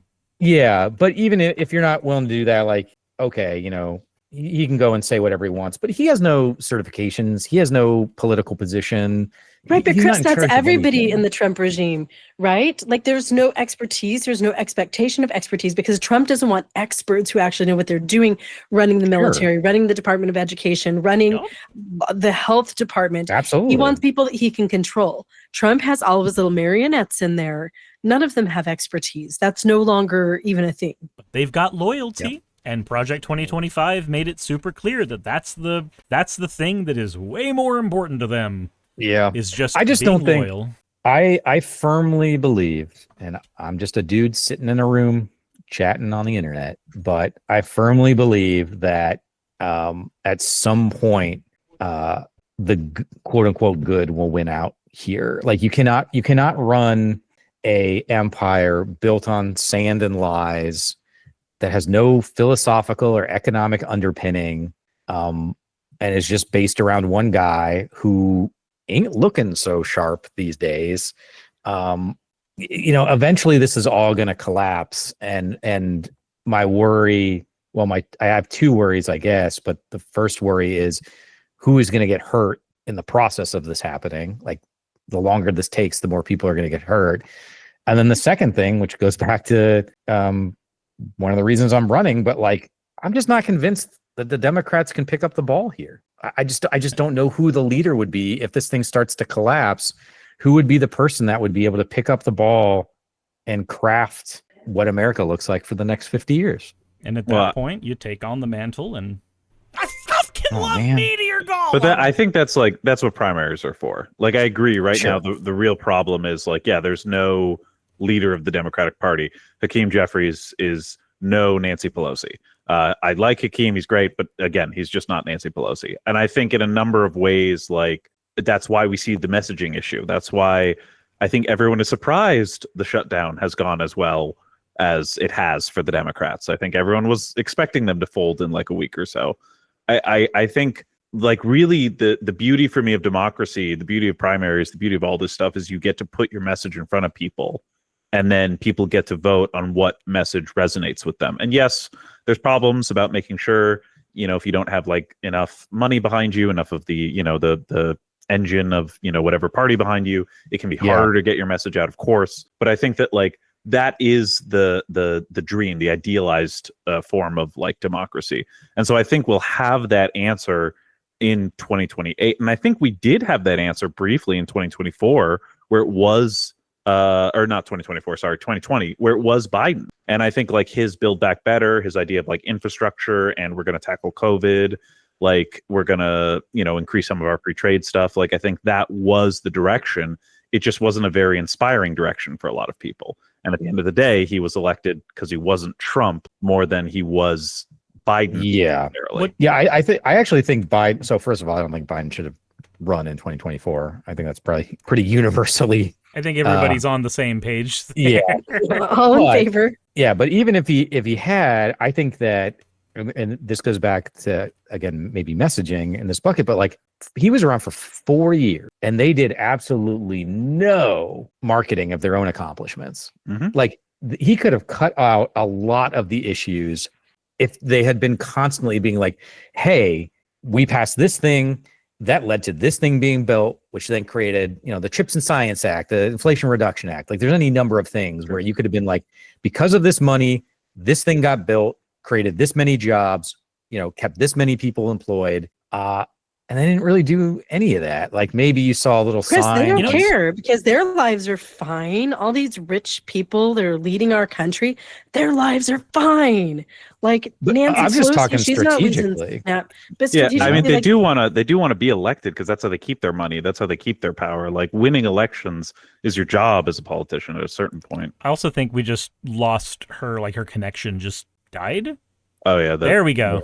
Oh, okay. Oh, there we go. Chris, when is your election? I'm texting some of my Leaving MAGA friends and reporters and stuff about our live stream and whatever. I'm always pushing you everywhere. Even while I'm on the live stream with you, I'm still texting friends about you. I appreciate it. It's so the election's next. It's next year, so November 2026. Okay, so it's the November. Yeah, November. The kicker though is I got to win the primary. I was gonna say, yeah, which is going to be in May. Of next year, and Ohio actually has a sore loser law. I got to look into this a little bit more. So if I lose the primary to like Sherrod Brown, I can't run as an independent. Yeah. So if I'm going to make any other switches or whatever, that has to be done before the primary. I do think on the topic of the Biden marketing team, this is actually one of the things that me and Portable Orange talked about the last time that we were talking, was a lot on the marketing of the parties. A thing that happened with me is that I'm decently plugged into politics. It is, talking about it is my job, but I can't pay attention to everything. But a thing that slipped by me was I remember Biden during the railroad strike making the workers go back to work early against what they were trying to negotiate for. And that pissed me off. And I completely miss that several of their demands, he actually made sure they went through and ended up working well for the railroaders. I did not know that follow-up. So I just, as a person on the left, went, union says strike. Guy came in with big hammer and said, no, fuck you. And that was the information that I had. And even in a lot of left-wing political spaces, that was the conversation that was being had. I had to have another friend come in and correct me and say, hey, did you see what he did afterwards? And I'm like, well, he certainly didn't make any time to tell me himself. He didn't mention that in any of his, big interviews, and it did not end up going viral on CNN or anywhere else that I would expect it to. See, but that's interesting. For me, that's exactly the problem, because I think where you did see that reported was places like the New York Times. And I think, again, Democrats is very much Republicans are also old party establishment. I'm not trying to, frame the Democrats as crazily different, but they didn't have that online presence. They didn't have, I think, in the same way that in right wingers, you had people poised to spread the new talking points, poised to spread, this is what we're doing. And I think that was a lot of the problem of messaging Biden ran into, is he did anything and there was a huge storm opposite whatever he said that wouldn't even allow for the very few left-wing creators, most of whom don't support the Democratic Party, because most of the very popular left-wing creators are a lot farther to the left than the Democratic Party, and as a result, don't support them as much. There just wasn't that space for the message to, again, emerge organically. And so, if you read the New York Times every day, you'd be like, Biden's one of the best presidents we ever had. I don't know what people are talking about, blah, blah, blah. But then so much of the conversation, especially during COVID, moved online. You suddenly had all these people who had never really had social media accounts, never had Twitter, X, whatever accounts.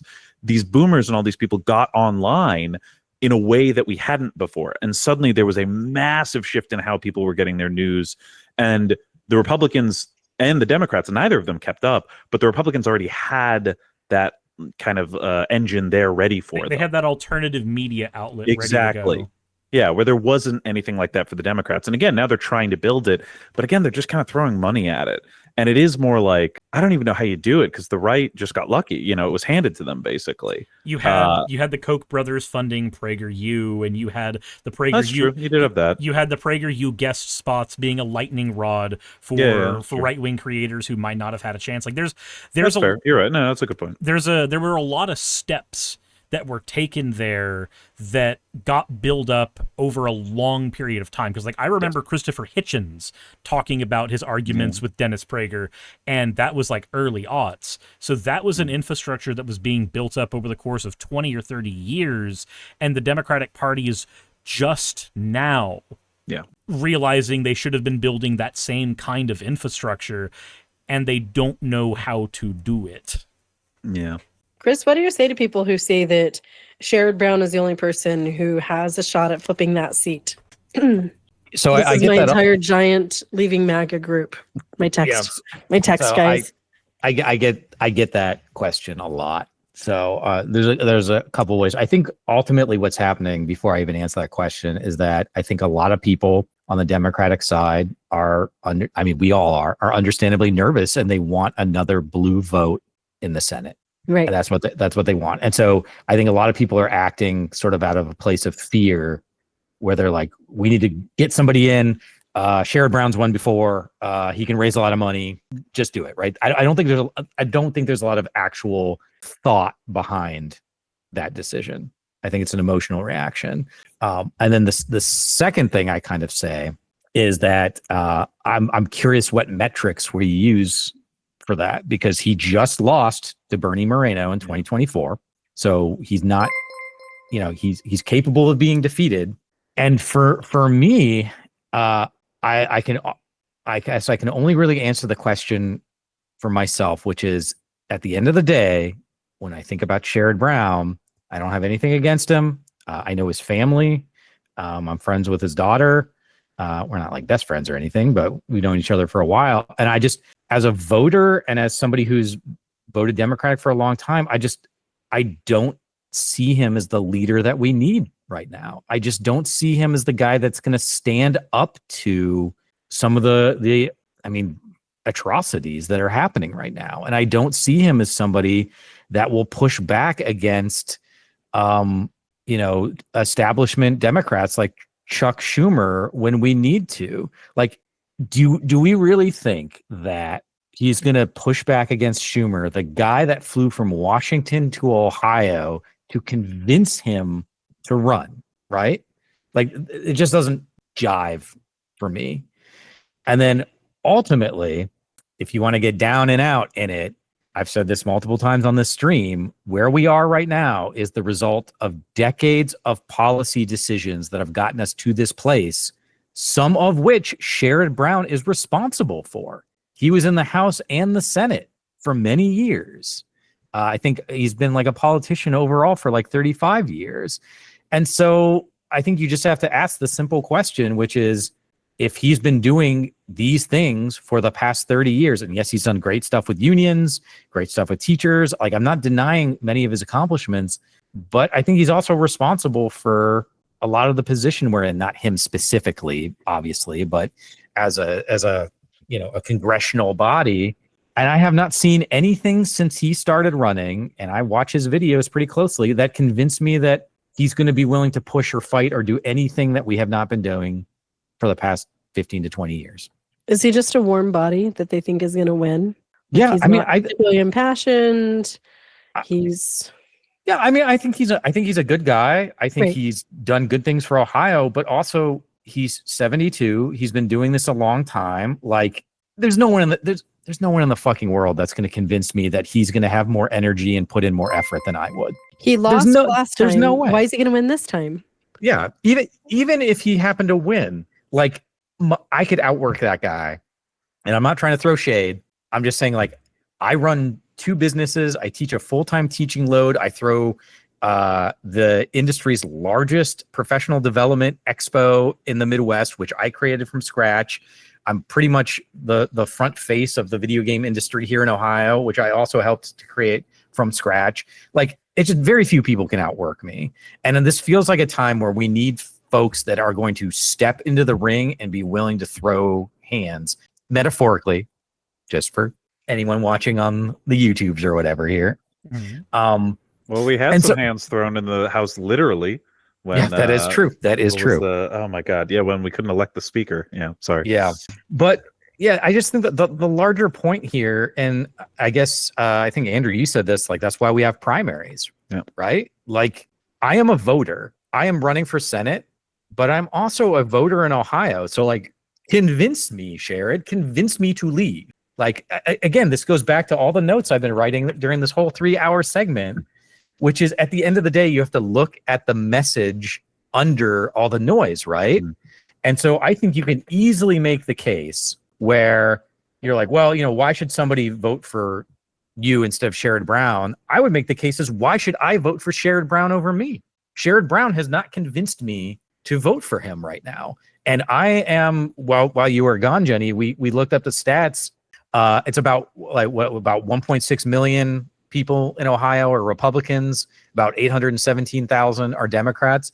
5.7 million registered voters are unaffiliated in Ohio. They do not have a strong allegiance to either party. So if you can't convince me, like, I'm a sucker, I'll vote for Sherrod Brown probably anyway, right? Like, I'm, you know, that's just how it is. But like, me as a voter, if I wasn't somebody who's like, okay, I'm going to vote because I don't want my country to fall apart, you ain't going to convince somebody like me to come out, to get off my... Dude, there's so many new video games coming out over the next year. GTA 6 is coming out next year. You got to convince me to get off my couch to go vote. I could be playing some GTA 6. So anyway, I'm being slightly hyperbolic here. No, if Silk Song had come out yesterday, I wouldn't be on this podcast right now. I'll tell you. Oh, that. okay. So, good. I'm good to know where our priorities are. I do really want to go back to playing Pokemon Legends ZA. Not gonna lie, I'm kidding. So I am gonna throw this out there. One of the companies that we worked with, I've helped him. It's called Mole Maiden. It's a really cool game. Came out on Steam. I would check that out. You know, I don't know. I'm not an investor in him. I don't get anything out of it, but he's a cool guy. And the weekend he released his game was the weekend that Silk Song decided to come out. Man. And so you could see the look on his face, because they're very similar games. They're side scrollers, you know, they're different vibes and everything, but you could just see the look on his face where he's like, I'm not going to be able to compete against that. But I don't know. I mean, Jenny, you seem to like me. Like, how do we beat Sherrod Brown? How do we win the primary? How do we Mamdani this thing, you know? I like you because after so many politicians that I've interviewed and had conversations with and spent time with, you're one of the few who I think has the capacity, the skill set, the work ethic, the intellect, and the expertise to actually do the job, while also just understanding everyday life. Because there's certainly some people out there that have lived, you know, behind the gates of country club neighborhoods, and their whole family is politicians, and that's, you know, they're the lawyers and whatever. Uh-huh. And yeah, I think that they do a good job, and they don't represent me. You are that bridge. So to me, that's what hooked me with you. What hooked me was you understand what it's like to grow up in the suburbs. You understand what it's like to actually have a job and not be a trust fund baby. But then you also took the time to educate yourself.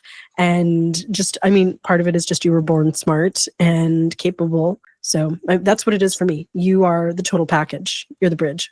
I'm sick of these. I mean, honestly, the class warfare issue, I'm sick of people in the White House and people in Congress who don't have any idea what it's like to take, where's my food stamp here? Somewhere I have. After my divorce, I became homeless. This is my actual SNAP card. This is my SNAP card that I was using until just under 2 years ago. This is how I fed my kids as a single mom, absolutely destitute, had nothing.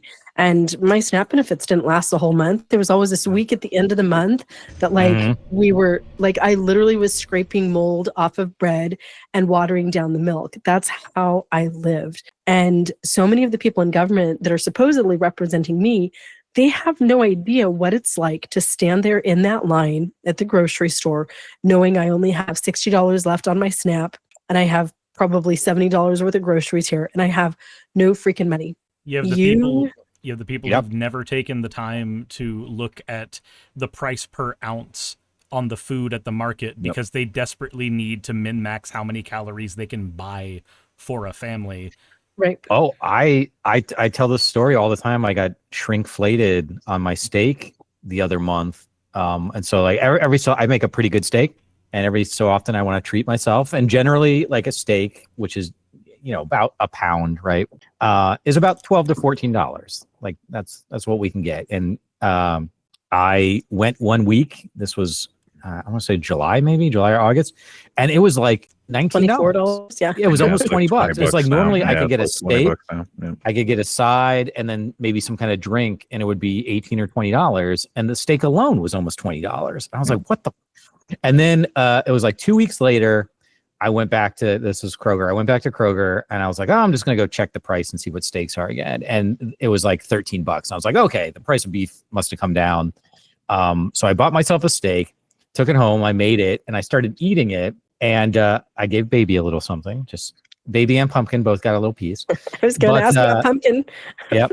So, but then I ate it, and then I noticed I was like watching YouTube or something, and I noticed I was almost done eating the steak. And normally I eat about half. So I pay my $12 or $13 and then I cut it in half.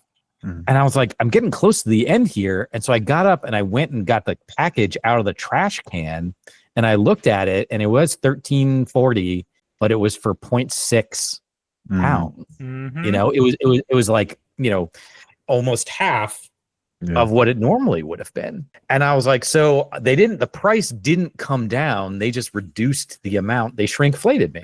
Yep. Right. That happened to my Greek yogurt. It's like little bitty now. Yeah. And it makes and I noticed so my Skinny Pop popcorn was the same thing. I bought that a couple months ago. I picked up the bag and they had done like a brand refresh. So it was like a different color bag. I was like, oh, grab and as soon as I picked it up, I was like, this just feels lighter. And luckily they still had a couple of the old bags left and I picked it up and it was like 4.8 ounces to 5.6 ounces. Like everything. And this is why I want you in the Senate. This right here. And I know we talked about this when you were on my channel. Because I'm getting screwed on my popcorn and steak. Well, because you actually know what that means. Yeah. Because you're not just lip service when you stand up there and say, I know what people in Ohio need. You actually know what it's like. Again, you're not a trust fund baby. That's I know that we talked about on my channel that before you run for office, you should actually be dropped off in the suburbs of America without your family inheritance money, without your law degree, and just, okay, go get a job and find yourself an apartment and see what it's like for 1 year to just be the average American. Or you can't represent average Americans. You're going to get to Congress and you're going to represent corporate interests. You're going to represent the millionaires and the billionaires. You're going to represent everybody except for the backbone of America, the working class. And in my opinion, I'm not an economist or an economist. I'm not a politician like you are. But the research that I have done, I think where we've kind of gone south is that since the 80s, we've cared a lot less about the working class. Oh, sure. The trickle-down economics with Reagan. My granddad was a college professor and an economist. He taught economics in college for something like 55 years. Reagan came along and the trickle-down economics. We focused on the people at the top. We focused on building corporate America. We focused on building this huge economic engine. And we didn't really care about just everyday people in the suburbs. We thought that that was all going to trickle down, and it hasn't. So I think that it's time to flip and get all of those guys out of our politics who have no idea what it's like to live in the suburbs. If you don't know that your steak got shrunk, then I don't want to vote for you. What's up, Robert? Hey, sorry about that. Been a whole thing. It's been a whole thing. No worries. No worries. Hi.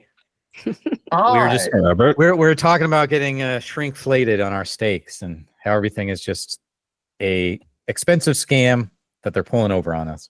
Well, I think the greater topic too, Robert, we're talking about why I love Chris, because he's an everyday Joe who actually understands what shrinkonomics is and that impacts him, while also having the capability to run for office. And I think he would make a great leader. I want to be represented by real people. I think that being represented by real people is the wave of the future. I think that the standard politicians run is over. I mean, not tomorrow, but I think in the near future, you're going to see less of a push for your traditional slick car salesman politician. I don't think we want it anymore. I think, and not to butter you up here, Chris, but I think the more plain talking Chris Volpe style is going to be in demand a lot more often. Yeah, I think so. I mean, even just taking me out of the equation for a sec, I've just noticed that with all the nonsense around social media and AI, I mean, it was just like you don't even know it's real anymore. People are really looking for just authenticity, and I'm seeing a lot of folks, like both in our video game community, but in other communities with my students, they just want to get together and like maybe they're playing a game of D&D or something. They want to go to a place and be around people. Not that internet connections aren't real connections. I mean, you're talking to a guy who's played a lot of World of Warcraft. But people are really looking for just relatability connections. too. Yeah, relatability. Just want And a I real think person. I think that's what Trump did offer in some senses. I mean, it's all a scam, right? It's all a facade. But I think because he's a billionaire New York developer. Yeah, he doesn't care about you. But we were talking about like Hakeem Jeffries a little bit ago, right? Like, I don't have anything personally against Hakeem Jeffries. I think he's a nice guy. Like I've heard him talk, but when I see him on interviews and when I see him do some of these like statements at the pulpit, you know, in front of Congress, my eyes just gloss over. It's standard. Like I think he was on doing an interview the other day. He talked for like 4 or 5 minutes, and I don't think he said anything. Like he said nothing. And I think people are really just dying for authenticity. We're seeing that in our media as well. A lot of movies and TV shows that are like well regarded are really coming from a place of like heart, I think, which is really interesting. I don't know if you guys, this is sort of a total side thing, but I watch a lot of like reaction channels and stuff, particularly younger people, because video games and movies, I'm just kind of curious, like what younger people think about these things, or maybe people from different parts of the country or from out of the country, you know, like does the story still vibe with people? Like does the comedy a lot of times, like, you know, a lot of the comedy in the 80s, it ain't gonna fly today, right? But just like listening to how these people react, and the thing that I've found again and again and again is it doesn't matter when the movie was made, it doesn't matter what the topic is, but if you're talking about characters, like authentic characters that are having meaningful relationships and interactions with each other, people respond to that. And it sounds so stupid, right? Like it's not a new idea. So, Robert, we were talking about why people should vote for Chris because, you know, there's some other good candidates in Ohio. I have. I should mention too, because people are watching, but I do have a donate link. You can go to volpeforamerica.com/donate, or you can click on the QR code that we have there, because that's another thing that Jenny, you and I have talked about. But like at the end of the day, a lot of it comes down to money. Like being able to just pay campaign managers want to eat, being able to print flyers. Like I've got a lot of people that help me with a lot of stuff. So we can we run a really effective lean campaign, but like you still got to pay to get stuff out there, right? Like things still cost money. So I think that people are really wanting to be represented by people that are relatable, that they can connect to, and people that they can put themselves in front of, and not, like I said, I hate to keep using the idea of like the traditional style politician, but I don't want to elect another person that I'm never going to see again, that I don't feel like I can have a conversation with, that understands where I'm coming. And I think that's what, and I won't say Chris specifically because I don't want to make him feel weird. So let's just say that a politician like Chris, that is very plain spoken and unapologetic about his views, who doesn't talk around the issues. And I will just say this, I have a video that is coming out of me and Chris. He's going to, you know, I promised him like 6 weeks ago, but I will say that it'll come out the weekend before the election. Absolutely. Right. It'll be real good. But I will say that the first ask him, hey, is there anything off? He was like, no, just ask me anything. I don't care. I don't want to be prepped on it. Just fire away. Yeah. And that's, you know, that's not the normal candidate interview. I'll talk about it. I mean, whatever you want to talk about. I'll talk about the way I look at it is, if you are doing me the courtesy of having me on your show, of spending your time that you could be doing any number of things, and you're having me there, like at least I can do you the courtesy of talking about the things that are interesting to you. I mean, obviously, if we go off the rails in some way, like, you know, we can always roll it back in, but I'm happy to talk about whatever people want to talk about. You did mention. I think something that like is worth mentioning too is the fact that you are running for Senate. Like you are running for a federal seat, but in the state of Ohio. And I think Ohio especially has been a state that in many ways has been a victim of kind of politicians not knowing what's going on the ground. I think totally. Because Totally. there's a certain case for fracking where, from one sense, it makes sense, right? We want more jobs, so let's start fracking. That's going to bring a ton of new jobs, ton of new money, and then that's not really or it happened for like a year or two, but then that was kind of it. And it was just something that looked good and riled people up, but didn't necessarily get people to come.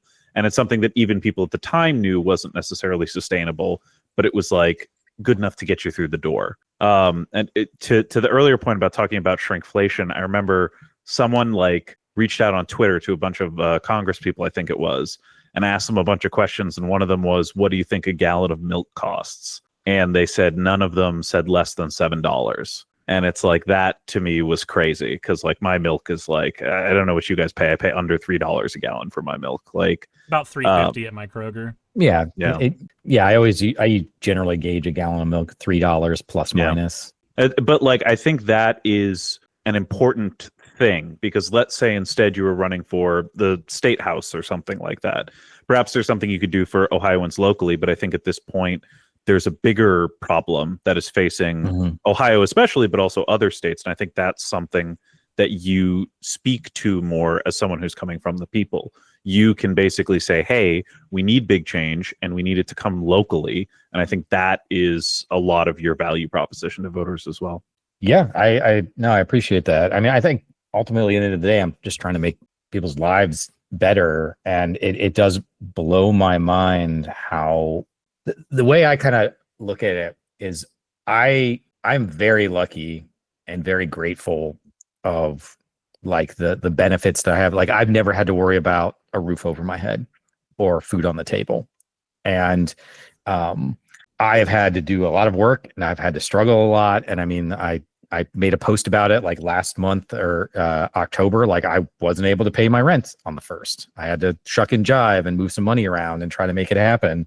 I've been in situations where my business has probably gotten close to collapsing to bankruptcy at least a dozen times. I mean, hell, like 4 times alone during COVID. Geez. Yeah. And like, I know what it's like to have to move into a small apartment, like after things don't go well and you need to like save money and stuff. And it's like that feeling where you feel like, holy shit, like if one more thing goes wrong, it's all gonna collapse.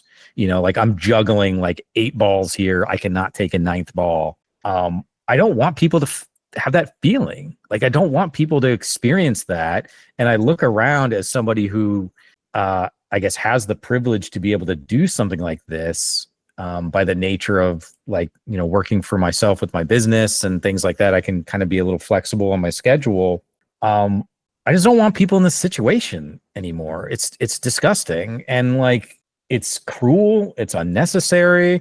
And just, if we were all just look at it as a selfish, just purely selfish lens for literally everyone in America, like we don't want our neighbors collapsing on a Walmart floor. Like we just don't want to live in that world. We don't want to have this system fall apart on us. But outside of that, it's just, I don't want my neighbors to, like I'll give you, this is maybe a little silly example, right? But I live in this condo area that I moved to after my wife and I separated. I ended up going to this one apartment, and because I had baby and pumpkin, I was limited on where I could go for available apartments. And the only place I could find on short notice was a fucking ripoff, man. The place was okay. It was nice-ish, but it was so expensive. It was like $16.25 a month plus utilities, plus a $300 pet fee, plus a $50 pet fee per month. Yeah. And then when I left, I was like, this is wild, right? I was like, it was 2 months before the lease ran out. And I sent him an email. I was like, hey, I'm thinking about moving out. I'm looking at other places. I would be happy to stay here if we could keep my rent the same, because this was during COVID and money is tight and I'm kind of struggling. And they responded, they're like, oh, we would love to have you stay. We can't offer you, how they phrase it. We can offer you a minimal rent increase. And then I just immediately responded. I was like, okay, I'm gonna start looking for another location. And then they responded like in 2 hours. They're like, oh, we're sorry to hear that. Is there anything we can do to keep you? I was like, I told you what I wanted, right? And no rent, right? And so I just like, screw it. I'm gonna leave. I finally found another place. I lucked. It's where I'm living now. I lucked into this place. I just happened to get connected on Facebook to this guy that had this place he was looking to rent. He owns a restaurant here in town. He's well respected, well regarded. This place was $12.50 a month. I don't have to pay for water or gas, and it's in a really nice neighborhood. It's got like access to a pool. I can walk baby around at night. I might get hit by a skunk. Got to be careful on that, but otherwise it's safe, right? Skunk? Yeah, there's a skunk. There's a skunk in the neighborhood. Everyone's talking about it. There's a skunk in the neighborhood. But anyway, I was taking baby out for a walk, and I walked back and I checked my mail at this new place. And I got a letter from the old place. And I was like, oh, this must be my deposit check that they're sending me back, right? I opened it up and I read it. And I was like, I'm only getting $77 back on my deposit out of $1,575 plus the $300 pet fee plus the other pet fees. I was like, what the hell? And then I reread it. I was like, no, they want to charge me an additional $77 for like water and other utilities. They wanted to take my entire deposit, right? And I was like, what the hell?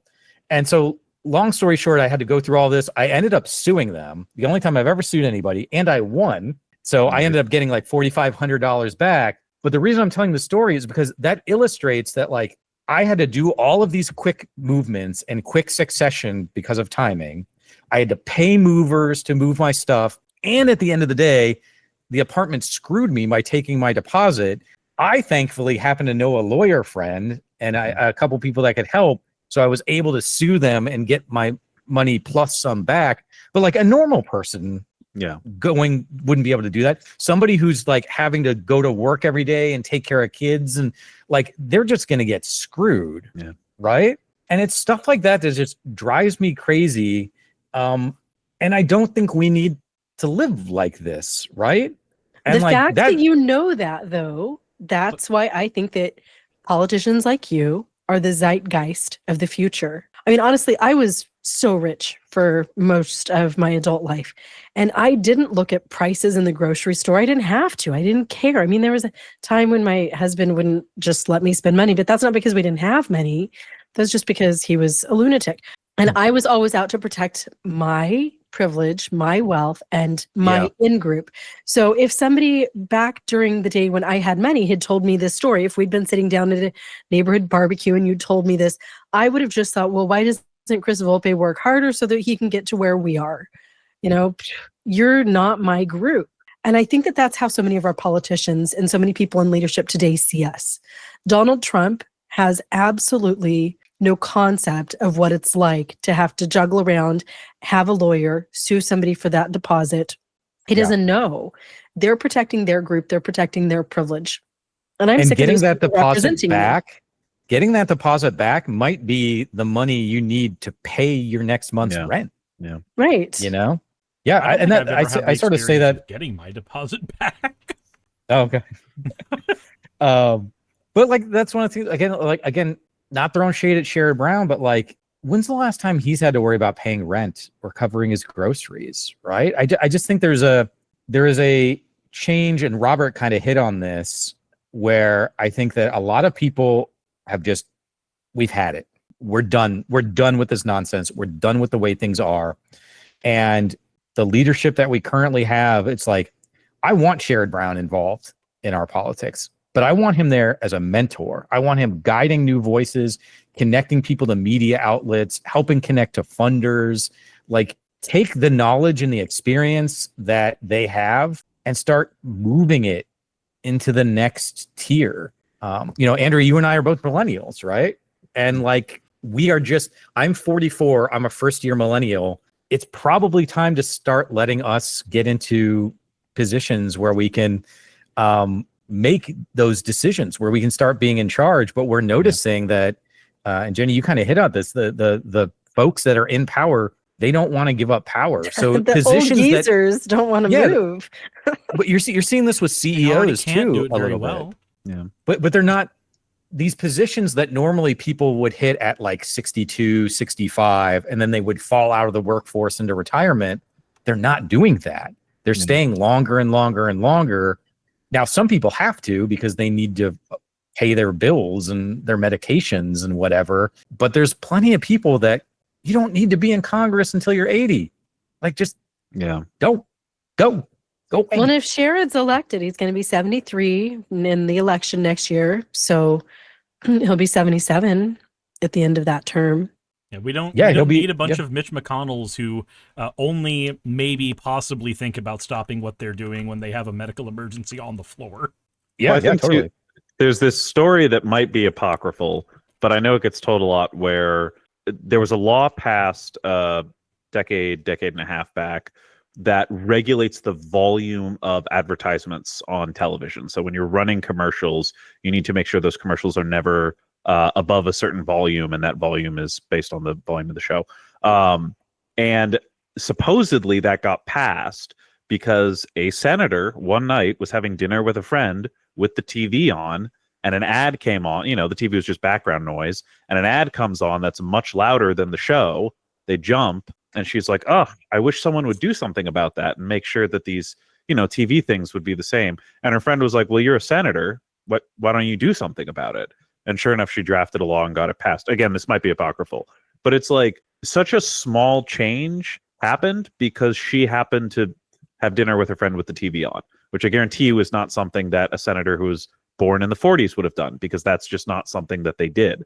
And I think especially as we move into this digital era and like the kinds of changes we need to see on the internet, the people who know what those changes should be or how to affect those changes are people who spent time on the internet. There are people who spent time playing video games. There's people who spent time in these spaces. And I think that is one of the biggest problems right now, why the internet is not getting as regulated as I think some people would like, why touching social media is, I mean, I'd call it a third rail, but I feel like that's being generous. It's just something that no one cares enough to touch. And it comes from the fact that, again, just the older politicians don't engage with it that much. So for them, they're like, yeah, I should regulate Twitter. There's a lot of people being mean in the comments. And it's like, no, you're like 10 steps, behind what we actually need to start changing about. Yeah, go visit 4chan sometime. You're not seeing poll. You're not seeing the stuff that's happening in the areas of the internet that ferment this crap. Well, I am deeply worried about AI in that regard, because I think that AI needs to be, both AI and social media algorithms, I think, need some regulation. They need some guardrails. But then I have to ask myself, well, who's going to do the regulating? And it would be Congress. And I was like, who the hell in Congress knows anything about AI? Who in Congress is worried about, artists losing their jobs because somebody wants generative AI taking care of everything? Who in Congress knows about AI psychosis? If you mentioned the word to them, would they think you just made up a new phrase? Yeah. Like, who in Congress cares? Yeah, and I think like AI in particular, we have a bunch of people that are so heavily invested in AI that if it does not, VCs and things, that if it does not work out for them, they're going to lose everything. Mm-hmm. And so these groups are shoveling money into these different AI systems. No one knows where it's going to go to. No one even knows how most of the stuff even works. And so we're just shoveling coal into a train that's barreling down the tracks. And we're like, isn't that train like heading for that city over there? And everyone's like, I don't know. Yeah, but if the train goes under 55 miles an hour, it'll explode. Yeah, and nobody cares because the upside for AI is so high for these guys, and the downside is so low that they have no other choice. And I don't know, one of my worries is I don't know if we can even get to a point of properly regulating AI before this all blows up in our face. I will offer one point of nuance with AI specifically, because I do agree with you. A lot of the regulation and the problems that we're going to see are going to be around the generative stuff, both the chat, the images, the video. That's the bad stuff. But the actual business model of AI is actually completely unrelated to that.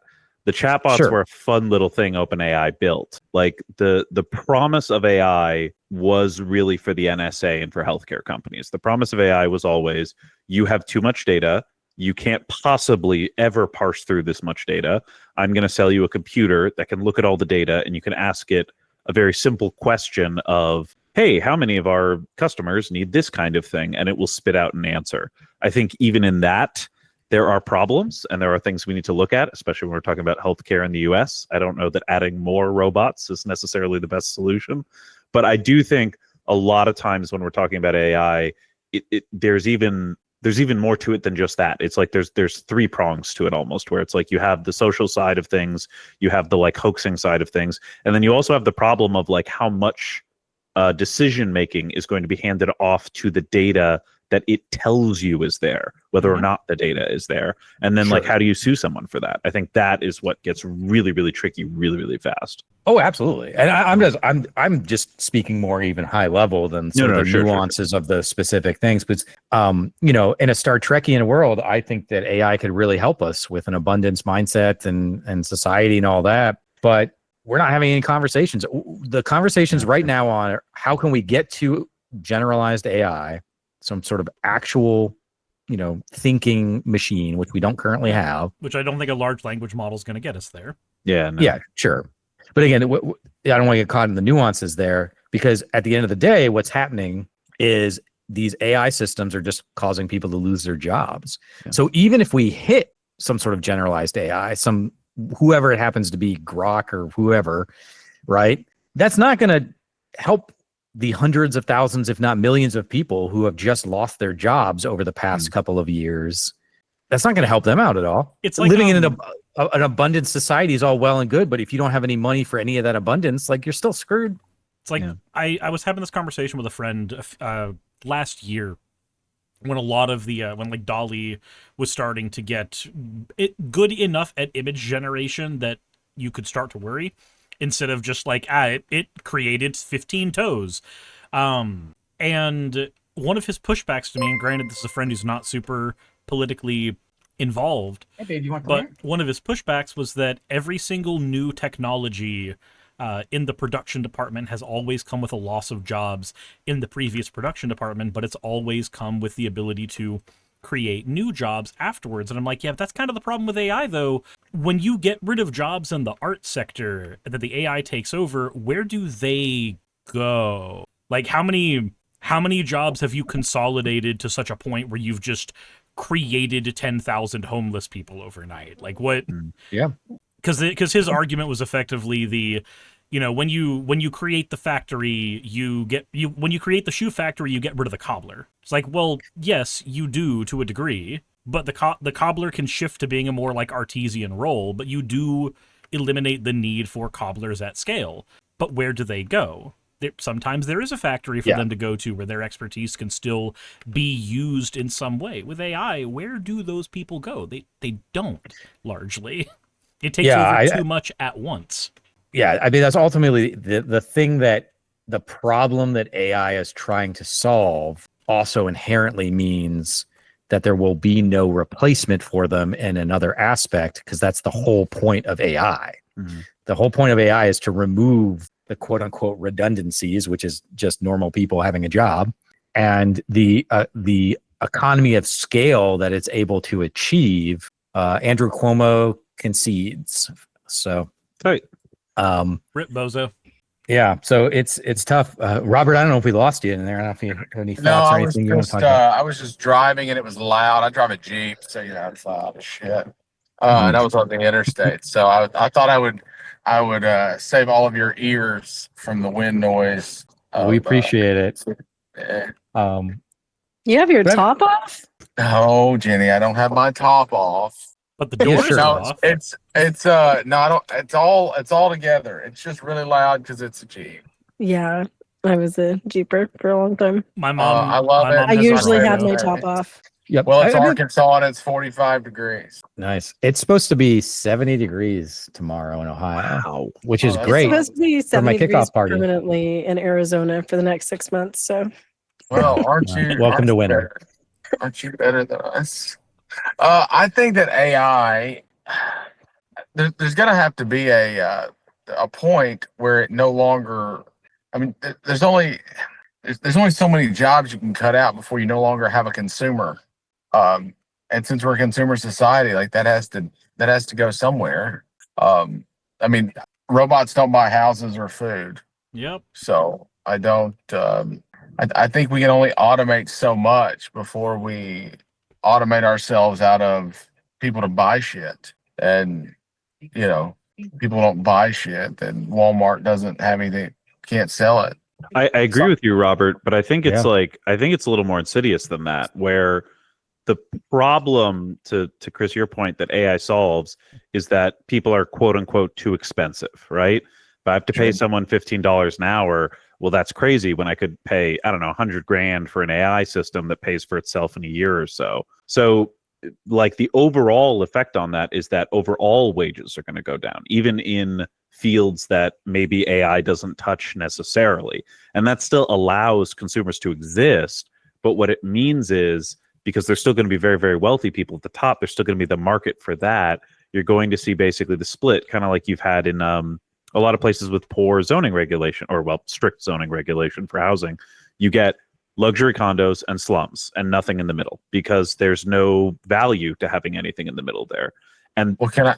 Oh, I'm sorry. I didn't mean to. no, you're fine. No. If you got, please. Do you think this is just more of a broad question on opinion more than anything?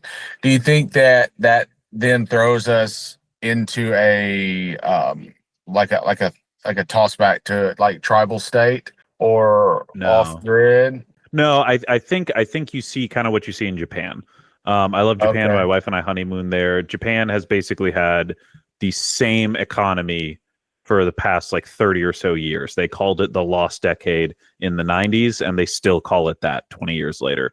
Very famously, their economy has been deflationary. So their money actually gains value over time, which is very bad and almost unheard of.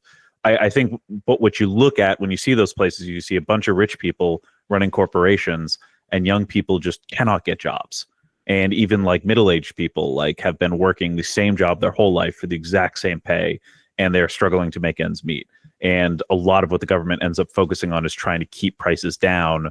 And the way they end up doing that is by kind of like siphoning people out of rural communities and putting them in urban centers. I think you just see more centralization because people go where the money is. And if everyone's wages go down, people leave agriculture and they go to the cities because there's more money in the cities. But then that means that there's less agriculture, which is going to affect the cities eventually. Like it's, I'm also not an economist. I'm not trying to talk like I'm an expert on the subject or anything, but it's like, it's all very interconnected and complicated. But if ultimately the problem you're trying to solve with AI is I want to pay less for wages, the end result of implementing that will be people will pay less for wages. And I think the problem of that is, as we saw, like from all the outsourcing and stuff that happened when we lost a lot of manufacturing jobs in the country, it's the same thing. You just end up with a bunch of people not getting paid as much and unable to kind of support their families and their communities as a result of it. Yep. I mean, I agree with all that. Sorry. And I should say something positive. And also, AI will be Andrew, cool. we're doomed. Yeah. Sorry. Like, No, I'm I'm gonna a big doomer. I depression. apologize. I'm a big doomer.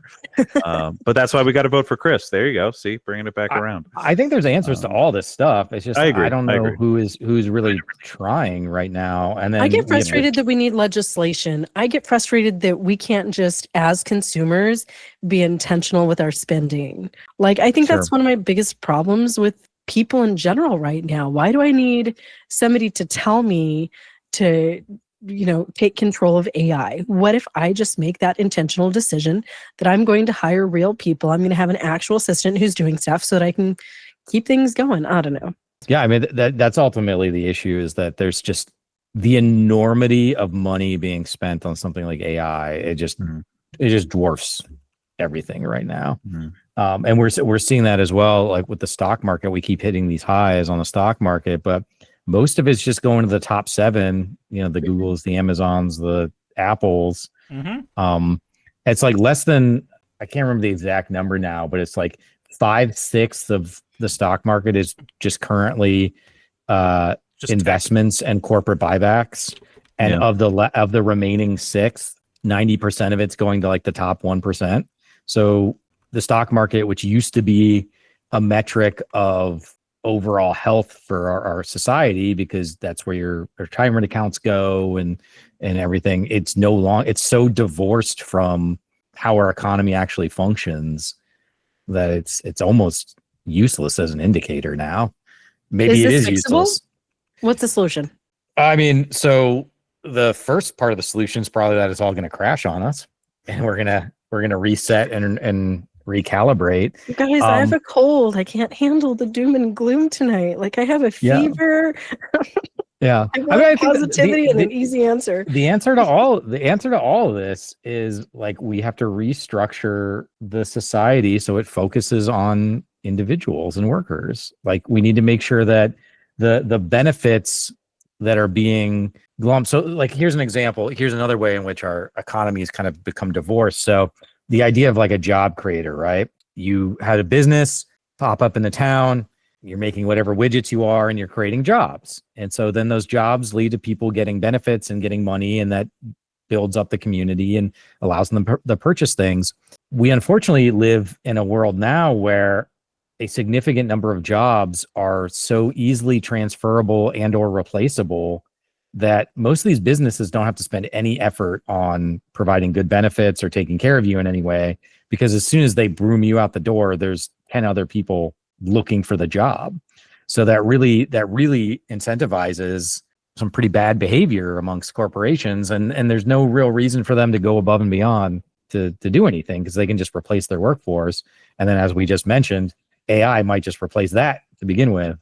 But I think if we start really thinking about us as people, as owners of this country, just like you are a stock owner in a business, then you want to start thinking about aligned incentives, because you're like, okay, hey, I have ownership in this country and I want this country to be successful, because when it's successful, I'm going to benefit from that. I'm going to receive health benefits. I'm going to receive educational benefits. I know some people are even talking about universal basic income and things, which I think is a really interesting conversation I'm down to have. But at the end of the day, these companies are making more and more and more money off of us as individuals per unit worker, but we're receiving it's not even like we're not getting the increase that they're getting. It's actually like we're getting worse over time, right? Our benefits are getting worse. Our ability to access opportunities is getting worse. And so, I think we really have developed sort of this economy of disposable workers. Chris, it's not even opportunities, it's your basics. People aren't buying their first home until they're into their late 30s, early 40s. People don't have their basics. We just don't have the basics. We don't have the housing. We don't have reliable transportation.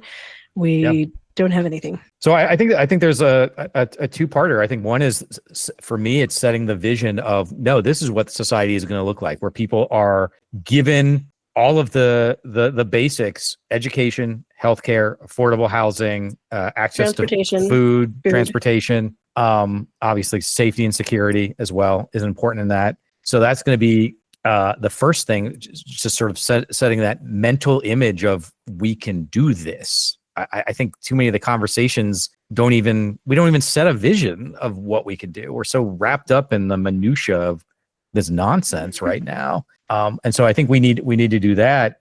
And then the second part is we're going to have to be very strategic about, because I'm not like the biggest big government guy. Like, I don't think the government needs to come in and solve every problem, but the government is the only thing capable of solving certain problems.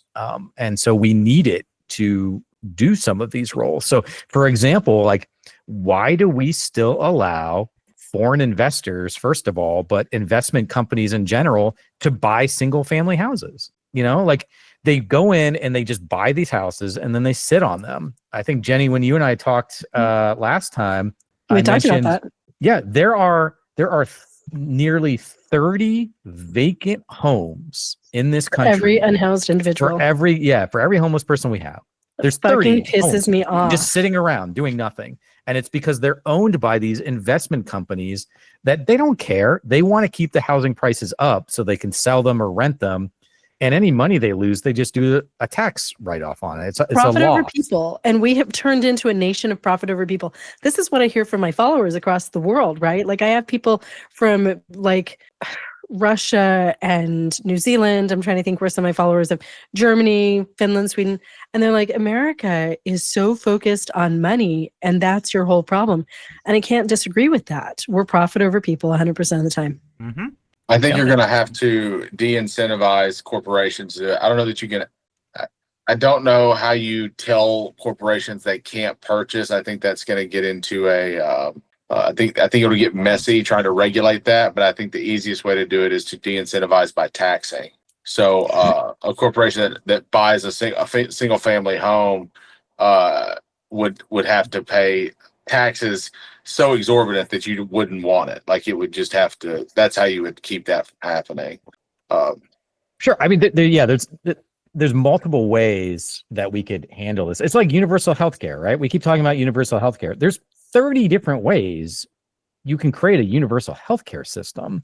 We're not even having the conversation about doing it, though. Like I would much rather, like Robert, I would much rather sit down and have a conversation about the nuances of actually implementing a plan to do these things, but no one's even talking about doing them. Right. That's Right? because we have these old guys in office who are just going to do things the same way until they die. Yeah. Why do they want I to change? They like. I think that's I think it, one of it the works out for them. So why would they do anything different? Yeah.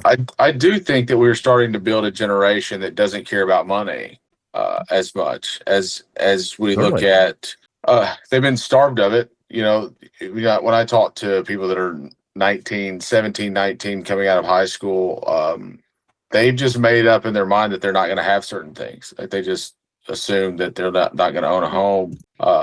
Not every one of them, but a lot of them. Yeah. And I think that's a dangerous thing that they've built, because if you've got people that aren't incentivized by money and it can't be really bought, that are idealistic, there's your French Revolution. It's just 20 years in the making, unfortunately. Sure. So healthcare is one of the interesting ones because obviously we're so profit driven in healthcare, right? But if you go and you talk to younger doctors, and the research shows this again and again and again, most younger doctors, like new graduates within the first 5-10 years, they just want to be doctors. Yeah. They don't want to own their own practice. They don't want to be dealing with insurance companies. They don't want to be, and they will gladly take, particularly if you could remove their student loan obligations, they would gladly take a lower salary to not have to dick around with all this nonsense because they got into medicine so that they could take care of people. And so you're seeing a lot of young doctors, young people in medicine, nurse practitioners, PAs that are like, yeah, I would gladly just rather come into work and take care of my patients and not have to worry about this other stuff. And so I think to your point, Robert, there's a mental change, a shift that's happening, particularly with younger folks, where they're just like, I just want to do my thing and take care of people. And I don't want to be bothered with this other crap, particularly if this other crap is just going to result in me having $400,000 in student loan debt and is just going to add stress to my life. Well, you know why? Because they've learned by watching us. Like my kids, that's how they all are. They want to enjoy their lives. Yes, they work hard. They've learned by seeing us get broken. Yeah. Like my kids all grew up with that. We were working 7 days a week, running all these different businesses, building the multi-million-dollar houses, and it sucked. And they fucking hated their lives. So I think this younger generation, they're not chasing that money like that because they lived through that. Yeah. Which is funny because a lot of these basic things, like that's an old Stoic philosophy, right? That's a 3,000-year-old philosophy on how to live. You're pulling life. out the Stoics, Chris. I'm just saying, none of this stuff is new, right? Nothing nothing's new. We've been reading A Christmas Carol for generations, and like the moral of that is very clear. It keeps coming back up over and over again. Weirdly enough. Just give me the biggest goose in all of London, and I'm happy. New Jersey Robert, governor. New Jersey governor with 92% reporting. It's almost a 13% difference. Wow. And Johnson and Hubbard winning by a 60-40 margin. California is about to close here in a second. Yeah. Right? I bet Mikey to win by 9 or more. Okay. I mean, that's big. Well, on that note, I'm afraid, speaking of your pets' names, I'm about to turn to a pumpkin. More so than I already am, I suppose. So I'm afraid I'm going to have to call it here. But it was lovely meeting all of you. Thanks for hanging out. No, of course. Jenny and Robert, it was great meeting you guys. And Chris and Suris, we will speak this Sunday. Yeah, I'm excited. I can't wait to fight you again. I know. I will brush up on my Resident Evil and Metal Gear. That's so what I'll it's be entirely going to be focused on. Yeah, we're not going to touch any politics whatsoever. But well, yeah. Don't All worry. right, I'm well, happy I'm now a subscriber, so I'm Oh, really excited to see thank what you're you so cranking much. out down there. Appreciate that. We'll have the secondary conversation of what it's like for Sonic the Hedgehog, the eco-terrorist, to support a monarchy. all right. I'll do it. All right. strapped Have a good in. night, guys. Take Bye. care. Yeah, I just kind of wanted to see the 11 to see if there's any early Can California. I read you guys the ages of past presidents when they were inaugurated? Truman was 60, Eisenhower 62, JFK 43, Lyndon B 55, Richard Nixon 56, Gerald Ford 61. Reagan was old; he was 69. HW was 64, Bill Clinton 46, W was 54, Barack Obama 47, and then Donald Trump 70, Joe Biden 78. Wow. So that, I mean, this is kind It's of a hard- new thing that we're getting Yeah. these oldies in the White House. I think some of it does. I think that both the bases, as we become more like tribalized, we're each becoming so scared of losing the election that we try to go with what we think is the safe actual bet. We get the tried and true up until the point where it's fully geriatric. Yeah. Even though many of the presidents you mentioned there, the ones that have really done the big stuff have been the newer, younger voices. Again, there's nothing new here, right? It's the same old thing under the sun. I think you want. I think that sweet spot is that 45 to 50-year-old age range, because you do have someone that still has a lot of they have a lot of dog left in the fight as far as policy decisions and how that's going to affect long term. Mm-hmm. And I think you want that. And somebody that's energetic, like, Jesus, I do not want another geriatric president in my lifetime. Like there's a lot of things that I am happy that Joe Biden Unless did. it's Chris. Take him when he's old and dusty, right? That's right. Yeah. You can, Like- pull me out. You were saying there's things you like that Joe Biden did? Like, there are things that Joe Biden did that I really, really like. I especially like that as much as the damage control era of the first year of Biden's presidency was, let me write an EO that gets rid of the last Trump EO. And that was what we saw a lot of, like with the trans-military ban was a thing that he had to repeal earlier. Like, a lot of that stuff was stuff that I was happy with. But at the same time, seeing the, like, amount of media presence that Joe Biden could have year after year, just lessening and lessening and lessening, when you realize, oh, we might not fully have our guy there right now. Yep. Like that starts to weigh on you a little bit, because you hear stories about what happened during the during the Reagan presidency, when his wife had to take over the White House, like in the background the whole time, and you're like, wow, I sure hope that never has to happen again. Sure would be a bad thing. And then, And again, like we keep bringing up age a lot, and Jenny, you mentioned not being ableist. Like it's one of those things where I don't want we to wouldn't- discriminate against age. Yeah, we because wouldn't certainly be that having wisdom this- is valuable. yeah, we wouldn't be having this conversation if it was consistently the only option we were given. You know, like if there was more people from different backgrounds and whatnot, which is sort of supposed to be the point of a representative democracy anyway. But So what do y'all think about upper age limits? We have a lower age limit. Why do we have an upper age limit? I think the upper age limit should be the retirement age. If we have a point in time where people, What's that, 65, 67? It's getting closer to 67 right now, from what I understand. But like, if we have an age that is considered the ideal retirement age, that should be the ideal age for a politician to also be able to step aside and let newer people come in, take on the mentor role. Like, there are still jobs within Congress that they can take on where they can still have plenty of influence. They are for many of them, it's the wisdom of like the last 25 years of their career.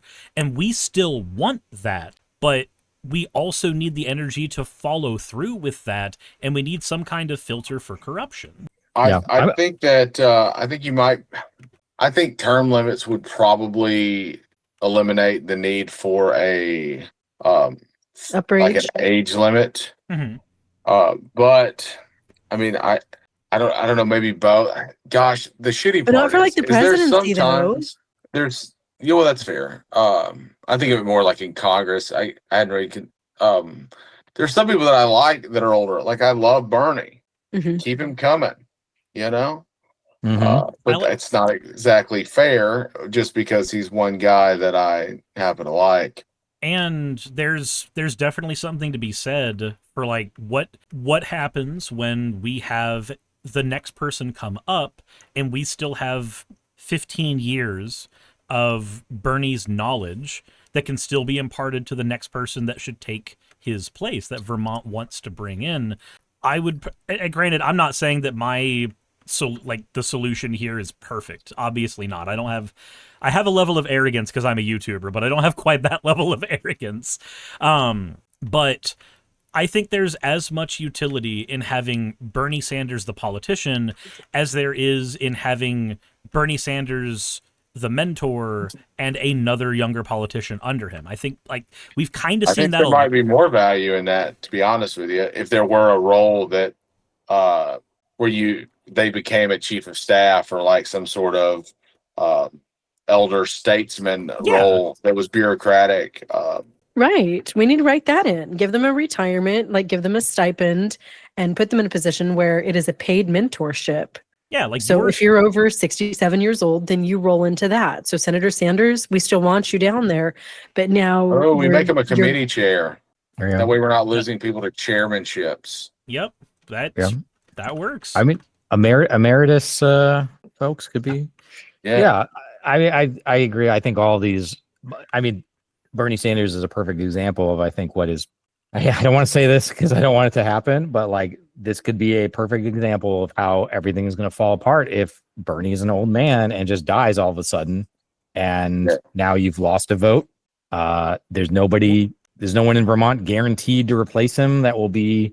I mean, there's no Bernie Sanders, right? There's like no Bernie. Bernie. Is Bernie. Yeah, it's going to be very hard to find another person that has not only his energy but his consistency, because that man has been on front lines in Vermont of all places for years.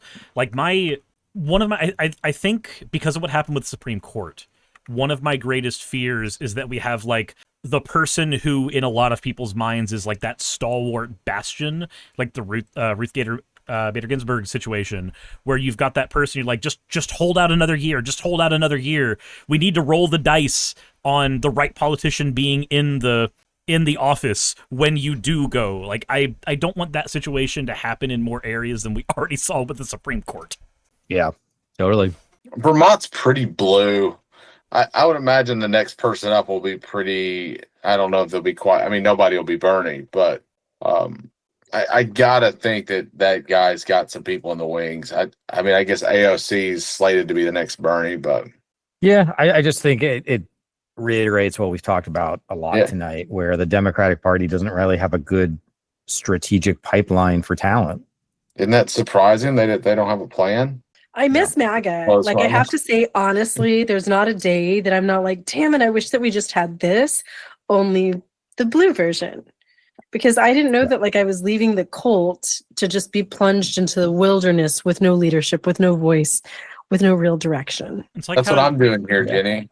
Yes, and I love you for that. So that's like how we get the Joe Rogan of the left conversation, and it goes back to our goes back to one of the like older things we touched on, I think about an hour ago, where it was like, yeah, the Joe Rogan of the left is a neat idea, but there was this whole infrastructure that was funded by a group that had a plan that they put over for the past 25, 40 years. But we need to start building that. Right. And I think that as the party itself is starting to realize how they need to be going about that, it's just, it will never not be frustrating that we are this far into the information age.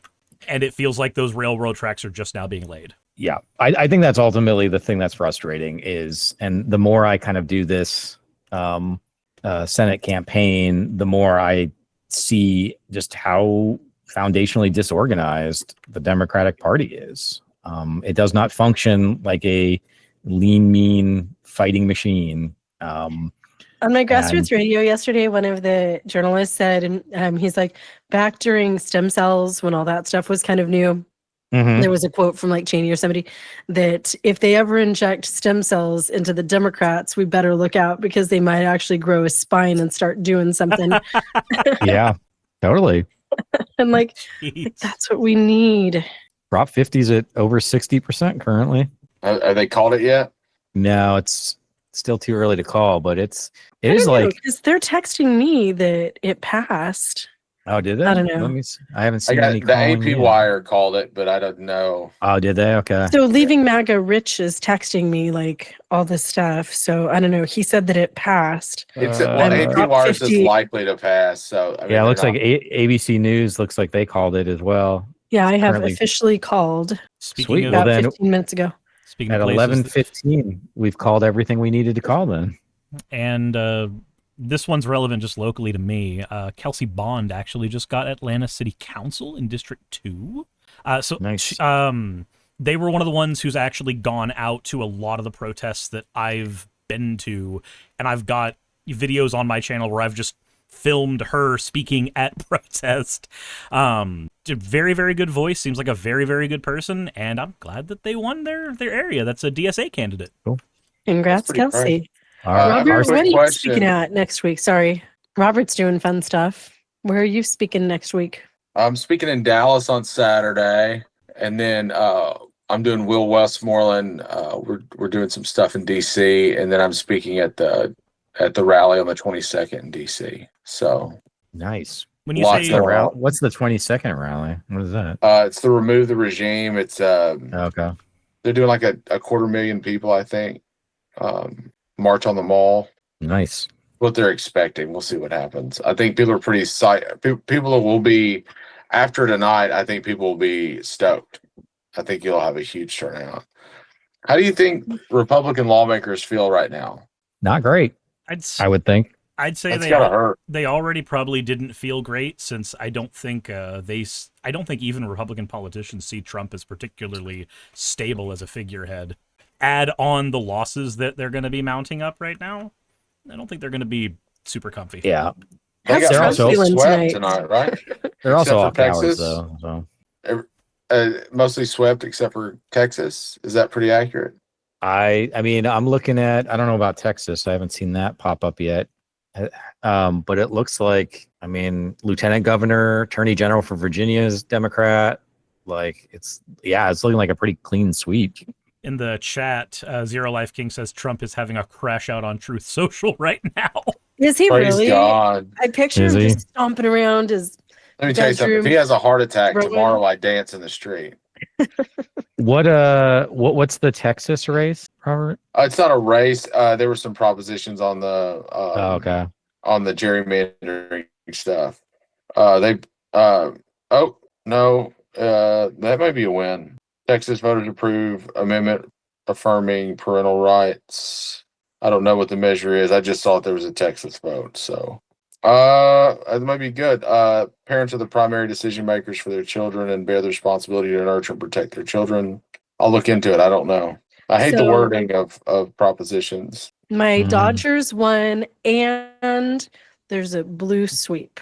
I mean, it's a blue week. There you I go. cannot believe Jay Jones won Attorney General after the thing with the tweets. Mm. I don't know anything about that. Tell us about that. Do you guys know Require about that? citizenship to It was vote. it was a on- couple of years ago. He said that he talked about the current AG dying, being killed or something, and then something about her children being killed. He apologized, but he said it. So I was just surprised that he stayed in the race, much less won it. Yeah, that was 2022. So we've forgotten about that. Yeah. A week in Trump's world is like 2 years in normal space. So, well, I think all in all, was a successful good night night. then. Yeah, Yeah. fantastic. Well, thank y'all for having me. I'm sorry I was late to the party. Yeah, no worries. Thank you all for being here. I really We didn't appreciate it. It start was the a party great until you got conversation. on, Robert. Yeah, Is that what really. it is? Yeah, Yeah, we all were just kind late, don't of worry. stared at each other. Yeah. Okay. Well, glad to be here for it anyway. But I will talk to y'all later. Chris, so on your video, I have people now for some reason, and I had to send them the podcast stuff, and they took your stuff also. And so I'm getting it back from them, and then we'll bounce it to the thing probably in the next day or two. I just haven't had access because they were trying to get it on a podcast network or something. I don't know. All good, so man. I I'll get appreciate it bounced for you, man. I'm sorry about that. It's all good. I'm the worst at technology, so. Well, thank you all for being on here. It was a really, really great conversation. Really interesting watching the election roll in, and I'm glad that it ended up being pretty positive. I think we all needed a shot of optimism. We did. Chris, thanks for organizing this tonight. It was nice to hang out. Definitely fun. It was nice to meet you. It was nice to meet you as well. Yeah. So I'm around if you ever need me. Anyone watching the stream, reminder, VolpeForAmerica.com is the website. Volpe for America is all my social medias. And of course, don't hesitate to donate if you are so interested and you are able to. Definitely could use the money. So thank you all for watching. And I don't know, we'll do something like this again. This was a good time. So take care, everybody. Good night. See ya. Hey, you made it to the end. I want to give an extra thanks to the patrons who allow me to do this full time. I want to thank Aaron Rail, Astral, Britzkrieg, Jemshin, Poundini, Red Joker, Victoria, Jonas, Craig, Tarika, Fireshard, Smiling GM, John, Dren Hadamada, Creeper, Sagitta, you know I'm not saying that last part, Valis of Seraph, Ottoman Angel, Rooster Rachel, and Fire Panda, who are all my $20 and up patrons.